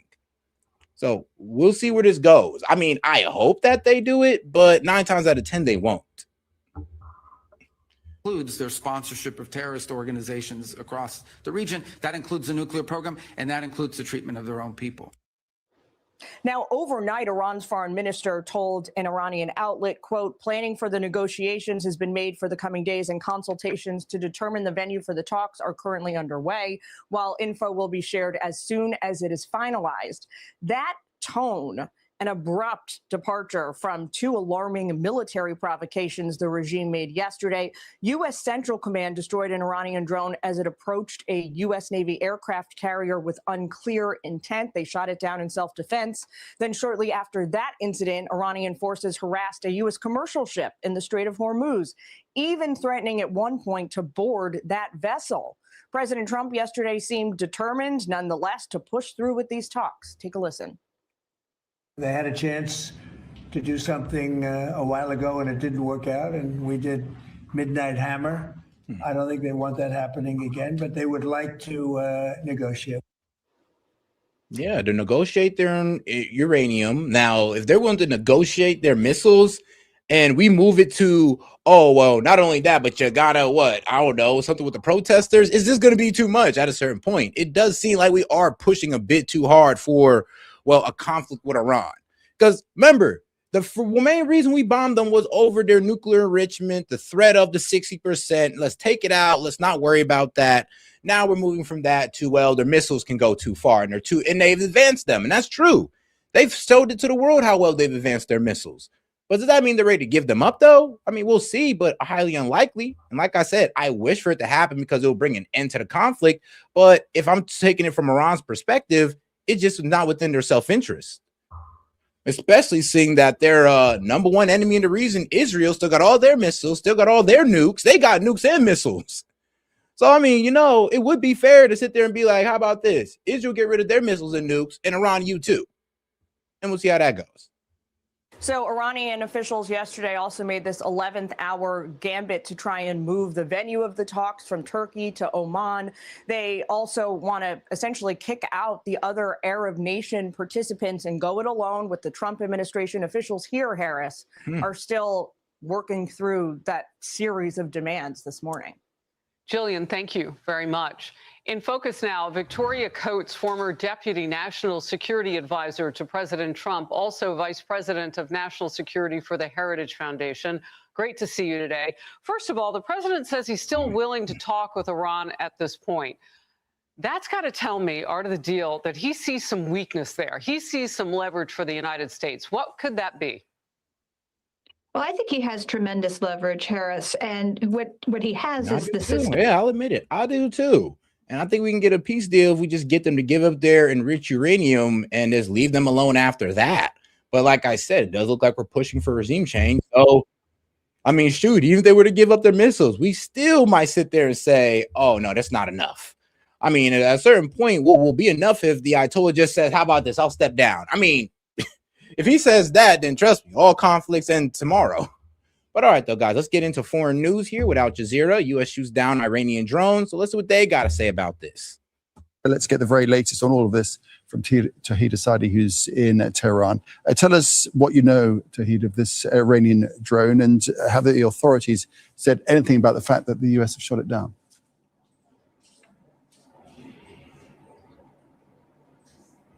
Well, actually, so far, we don't have any confirmation from the Iranian side about this recent reports, but still we are keeping waiting to see whether or not Tehran is going to come to respond on that. But still, we have to keep in mind that tension is high, and Tehran is saying that there is a possibility of the region being dragged into a full-fledged, all-out confrontational scenario in the region, and regional players should avoid any miscalculation in that regard. And so, anything at all on the fact that the Iranian military is also accused of approaching a merchant vessel at high speed? The Pentagon says there were threats to board and seize the tanker. As you know, the Iranian military was at one point going to be conducting exercises in the Gulf, right?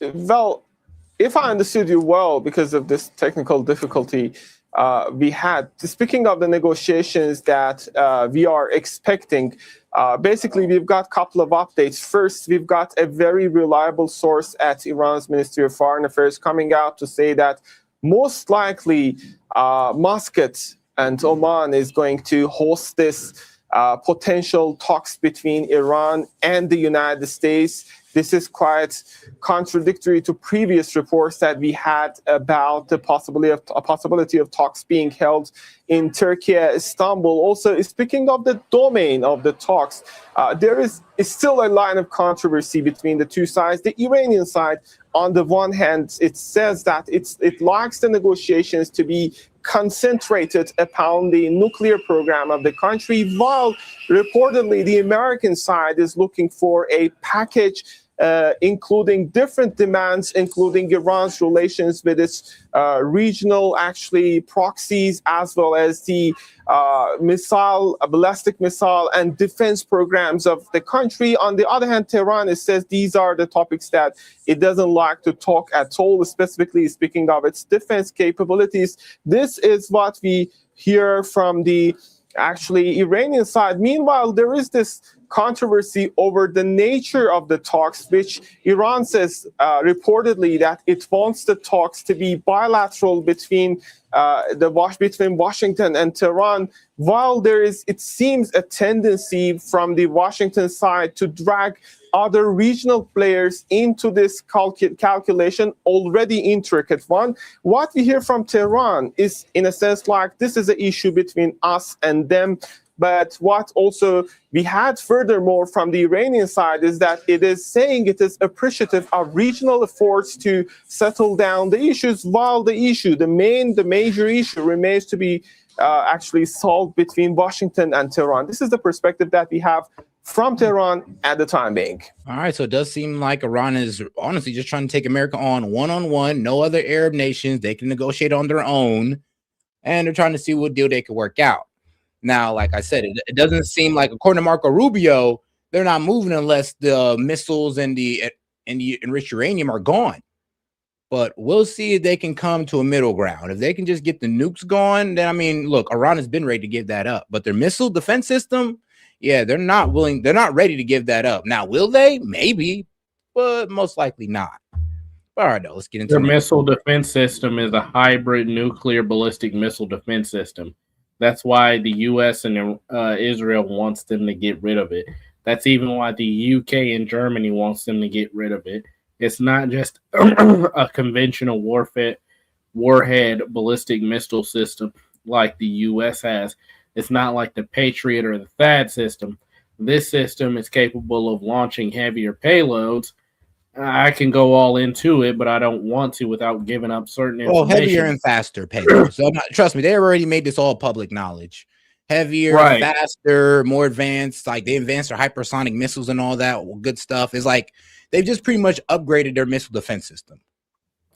Well, that and it's a hybrid system. So again, it can shoot both nuclear and non-nuclear missiles. And that is a very real fear of the United States because Iran is not exactly known for being a stabilizing force in the Middle East. Right. I mean, sure, they do destabilize people with their, or destabilize regions through their funding of terrorism. I'll give you that one. I give you that. Mm-hmm. But, well, no, you're not. Never mind. No, you're right. You're right. Is confirming Tehran will negotiate directly with the United States after weeks of escalating tensions between the two countries. President Masoud Pezeshkian said in a social media post, in light of requests from friendly governments in the region to respond to the proposal by the U.S. president for negotiations. But hold on now. I mean, let's be real, though. We're pretty much telling Iran cannot be a sovereign nation that can defend itself in a way. It's like when we say it out loud, I know, it sounds good, but when we say it out loud, we are pretty much saying that, yeah, you're a sovereign nation and all this good stuff, but you cannot defend yourself. Like, yeah, I mean, your enemies can keep their nuclear weapons and they can keep their missiles, but not you. This is one of the reasons why I feel like they're just not going to accept that. But we'll see. I have instructed my Minister of Foreign Affairs, provided that a suitable environment exists, one free from threats and unreasonable expectations, to pursue fair and equitable negotiations guided by the principles of dignity, prudence, and expediency. A senior Iranian official has told Al Jazeera those talks are expected to be held in Turkey in the coming days. Iranian Foreign Minister Abbas Araghchi is expected to meet U.S. Special Envoy Steve Witkoff. Well, Daniel Levy is president of the U.S. Middle East Project and a former Israeli political negotiator. He joins us from London. Daniel, obviously, you've long had your finger on the Israeli pulse. What's your reading? Do you think that Israel wants to see the U.S. and Iran reach an understanding and end the possibility of military conflict? I think there's a high degree of clarity on that, Sammy, that Israel is intent, as it has been throughout, and it has succeeded in the past in sabotaging any prospective diplomatic arrangement. We've seen it do that elsewhere in the region, but Iran is a primary focus. It's very clear from the briefings by senior Israeli officials, from what we're getting in the Israeli media, that Israel wants the US to do what it did in June of last year, to strike Iran, but to do so in a more expansive fashion. Of course, there are other things. Israel talks about the nuclear program, but it's the only nuclear-armed state in the region. Israel wants the focus to be Iran, not its continued violations of the ceasefire in Gaza. Israel wants to make sure that in the event of a strike, and Israel wants that military strike, it's not cosmetic, it's far-reaching, and that America has enough assets in the region to protect Israel, because Israel is totally dependent to achieve on what, that though? American To protection. achieve what, Daniel? I mean, if we believe Trump's line that he completely obliterated Iran's nuclear program, what does Israel want then? Is it a matter of a change of government? Or is it state collapse a la Syria? No, they want the destabilization of Iran because Iran is the only thing stopping them from, expanding their borders. To be quite honest with you, Israel, they want to expand their borders. The only people that's literally stopping them is Iran. And the thing is, I mean, it's to Iran's detriment because they're going broke over it. I mean, you're talking about a state that not only has a pretty advanced military, pretty advanced intelligence, but also has the backing of the United States. I mean, they're fighting an uphill battle that they are losing right now, because it does look like Israel's about to get what they want: the destabilization of the Middle East through the taking down of Iran. And I mean, hey, you could sit there and, you can have our difference of opinion. You could say, well, no, it'll be the liberation of the Middle East set. And I mean, well, sure, maybe. We'll see how that works out. Syria and Libya and decades of civil war. Yeah, and of course, those claims as to the effects of the strike in June should join the long list of not credible claims by the administration. You raise a really important point, Sammy. Although the Israelis have put a lot behind Reza Shah Pahlavi, the return of the Pahlavis dynasty, they don't believe their own hype. They don't think there's a neat regime change option here. The Israeli interest is, as it has been elsewhere in the region, and they have a regional ally, at least one, perhaps more, who see eye to eye on this, which is regime collapse, state collapse, a kind of imperialism for the 21st century, where you look for the disintegration of the state, partition. You support secessionists. Look at that recognition in Somaliland. And in Iran, this would be the big prize. Can you get Iran to implode on itself? You remove not only the threat, but you increase Israel's freedom of action. And that is one of the reasons, Sammy, why you see such a different approach from Israel as opposed to others in the region. Because Israel knows Iran is far away. Israel manages the state collapse nearby by simply occupying other people's territory illegally, whether that's in Syria, Lebanon, Palestine, of course. But if Iran were to become chaotic, then it will be Oh. Those neighboring countries that will bear the brunt of that spillover, whether in the Gulf, Turkey, Afghanistan, Pakistan, they are leaning in to prevent this. They know what the Israeli playbook is. And they also know that if Iran were to be removed from the equation, and I'm not suggesting they will succeed in that, by the way, but if that were to happen, then Israel's capacity to assert its military domination in the region would expand significantly. And they don't want that because they look at Israel, many states in the region now, as the most radicalizing, destabilizing, revanchist state. So where is the US interest? Is there a US national interest that you see that needs that kind of division and domination and instability in the region? Or is this more about the personal interests of the US president, what he feels he must do towards very powerful pro-Israel figures in the body politic there? Right. I think it is hard to credibly make the case that what we were just describing would be in the US national security interest. You might be able to make a case that Iran is a supplier of energy to China. If you want to strengthen your hand in advance of negotiations with Xi, then you do what you did in Venezuela, you do this in Iran. But I think it's a weak case because I think this does not serve the US. And therefore, you see that debate inside the US, inside MAGA. Is this America first or is it Israel first? That's what I'm saying. And here's the thing. Like, I get the whole feel good of, oh, we want to liberate the Iranian people. But outside of that, how does this benefit us? Outside of that.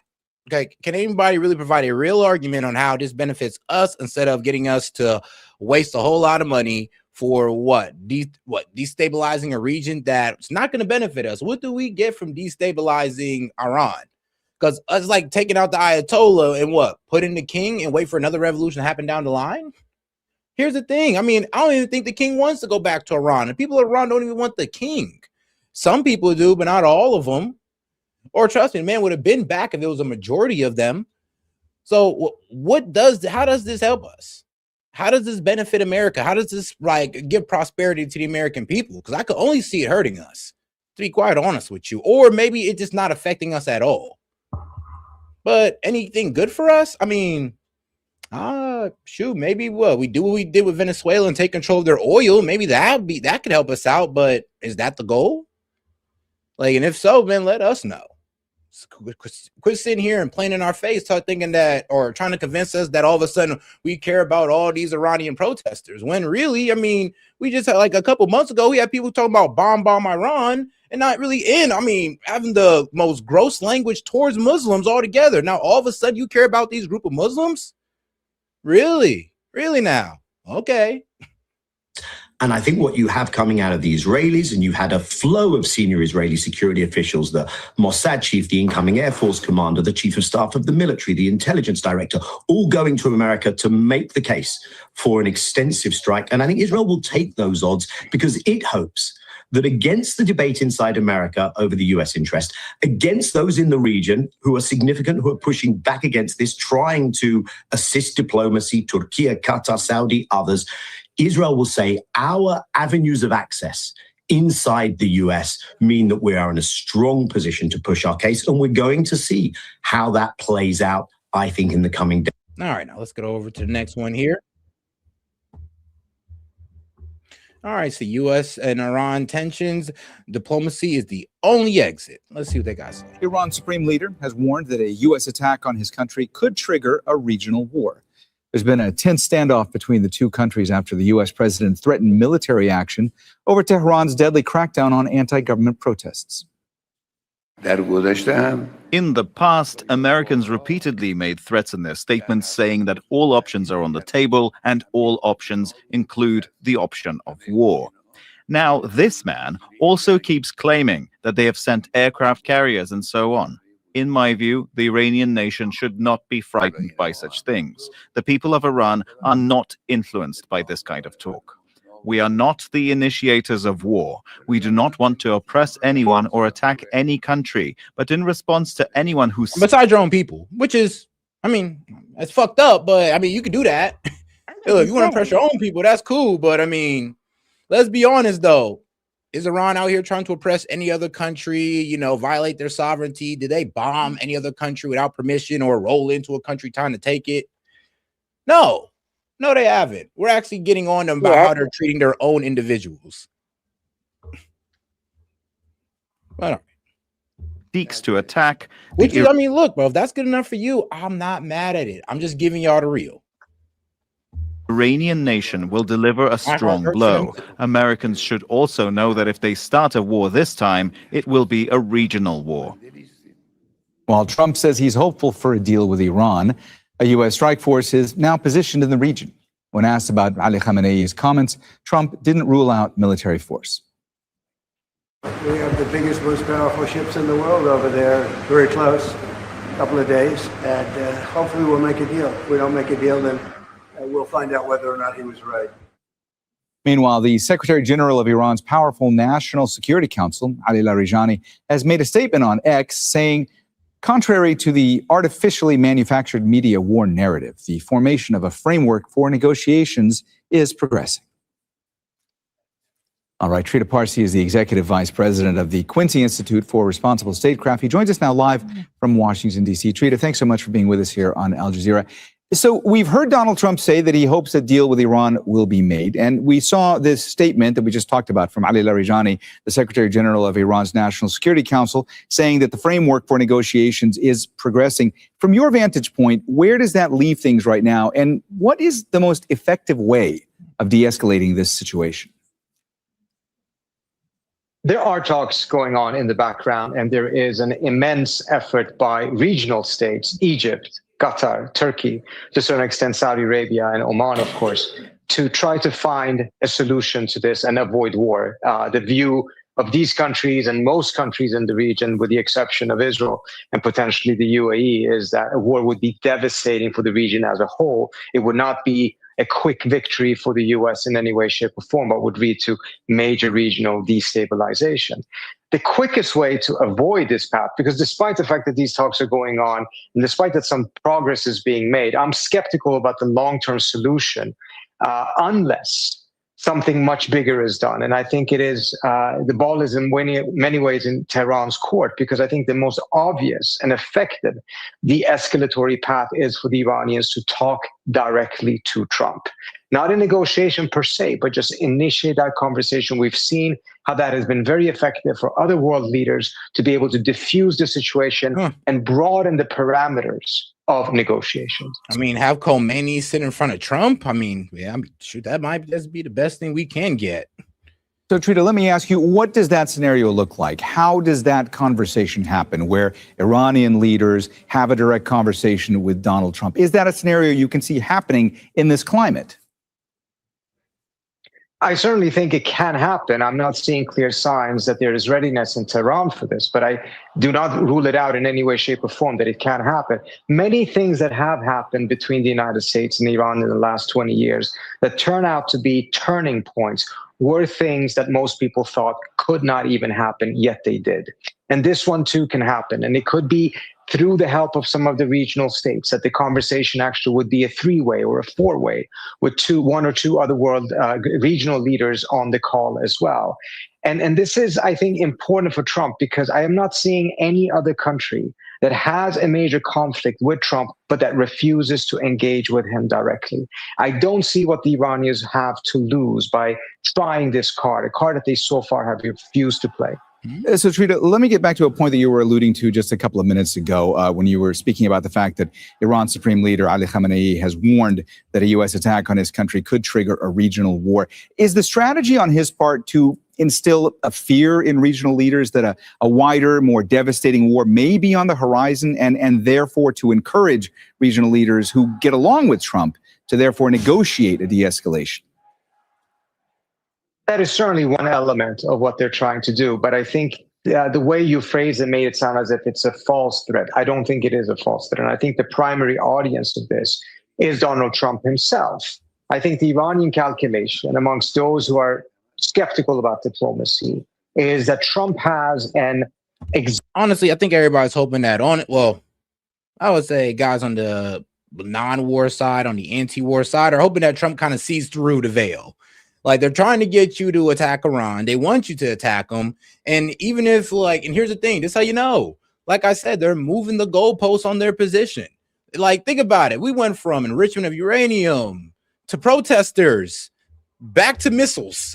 Like, what the hell? So to be honest, we just want these guys out of power. Like, and we're just going to keep it real. I don't even think the meeting up of leaders would solve anything. I think they would just double down and say, yo, yeah, we want your missiles and your enriched uranium gone. And Iran's not going to go for that. And there's going to be most likely, sadly, a regional war. Now, are we going to flip that switch? Is to be continued, but we'll see, because you never know. Iran could back down and just give it all up, or we could meet in the middle and just let them give up their uranium. Exaggerated view of Iran's current weakness. Clearly, Iran is weaker than it was 2 years ago, but the view in the White House, perhaps informed by efforts by the Israelis, is exaggerated. And as a result, he's driving a maximalist bargain. And he's essentially thinking that through this military mobilization, he will be able to force the Iranians to capitulate. But the thinking on the Iranian side is a small war, not in the sense that it would be symbolic, but one in which the U.S. attacks and the Iranians give an unprecedented response in the region and against U.S. forces, will quickly dispel Trump of any belief he may have had that this could be a quick, glorious victory, similar to Venezuela, similar to other military actions that he's taken, and as a result, force Trump to step back and then come back to the negotiating table, but with a much more realistic assessment of what kind of demands he can make and what kind of coercion he can pursue. This is, of course, there's no guarantee that this type of a calculation could work out, and it could, and very likely also end up into a much longer war that would be devastating for all sides. And the Iranians recognize, obviously, they will take huge hits, even in the best case scenario that they have. But I think there is so little faith in negotiations with Trump right now that argument is the one that seems to be prevailing in Tehran right now. So Trump, so Trita, pardon me, if I can just take what you're saying one step further, if Trump does ultimately decide to launch a military strike on Iran, be it large scale, be it small scale, you're talking about the calculations that are at hand right now. What kind of retaliatory actions do you think we could see Iran take going forward?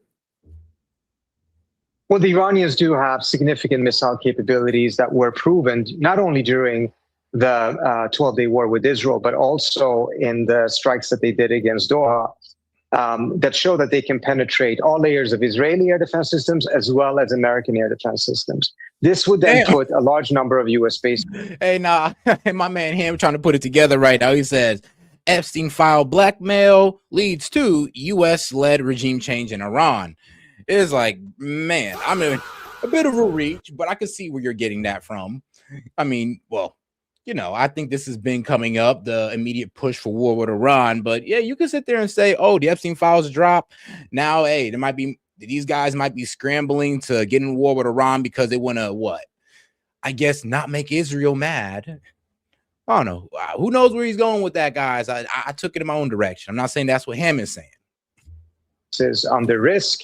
It would put other U.S. assets under risk. And of course, the Iranians have other types of missiles that could be targeted directly at the U.S. Navy in the Persian Gulf and in the Indian Ocean. The intent or the calculation is not that the Iranians could win a war per se. Obviously, they recognize how much they are outgunned.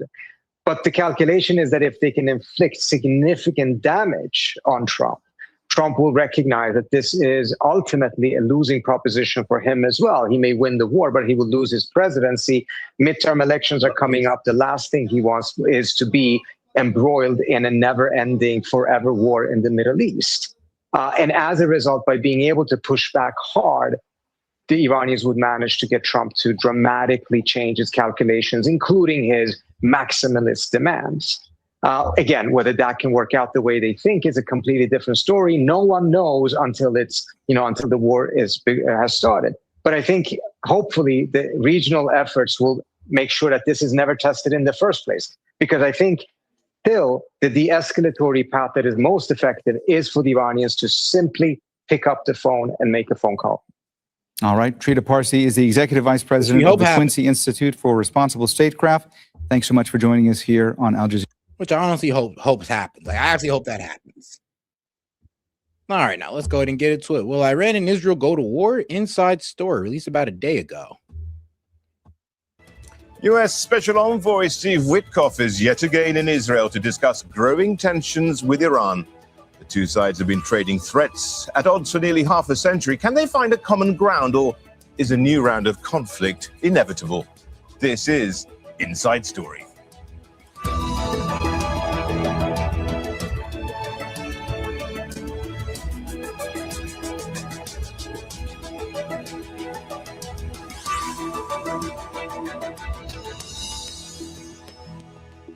Hello and welcome to the program. I'm Rashad Salamat. Renewed threats to strike Iran have once again raised the stakes across the Middle East. The US and Israel have toughened their stance against Tehran in recent weeks as the country was gripped by nationwide protests. Iran accused Israel of interference in those demonstrations. As the war rhetoric ramps up, Iran is threatening to inflict heavy damage on Israel if it is attacked. The tension between the two sides followed decades of mutual hostility that has shaped the geopolitics of the region. So does diplomacy stand a chance in this long-running conflict? We'll get to our guests in a moment. First, this report from Imogen Kimber. US Special Envoy Steve Witkoff is back in Israel. He's been meeting Prime Minister Benjamin Netanyahu and Army Chief of Staff Eyal Zamir. But one of the main topics on the agenda is Iran. Fear has been spreading since the President of the United States threatened to bomb Iran for the second time in just months. Iranian Supreme Leader Ali Khamenei says a US attack could ignite a regional war. In response, Trump said if the Iranians don't agree to a nuclear deal, we'll find out if there will be. And he has increased the number of US forces in the region, including in the Strait of Hormuz on Iran's southern border, critical for oil shipments. We have a large armada, flotilla, you can call it whatever you want, heading toward Iran right now. Iran responded to the show of military might, threatening to hold naval exercises in the same spot, and reiterated its right to defend itself.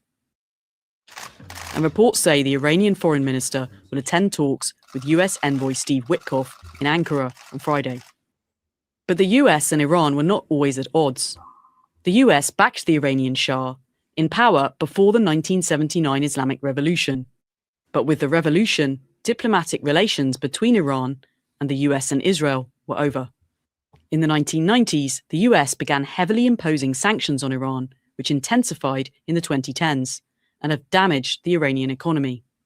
From the 80s, Iran developed proxies in the region: Hezbollah in Lebanon, Assad in Syria, the Houthis in Yemen, Hamas in Gaza, and a number of paramilitaries in Iraq.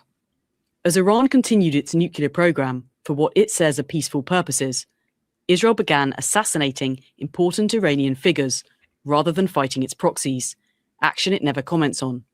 Fast forward to June 2025, many of Iran's proxies have been severely weakened. Israel and Iran have their first direct conflict, and the US carries out strikes on Tehran and its nuclear program.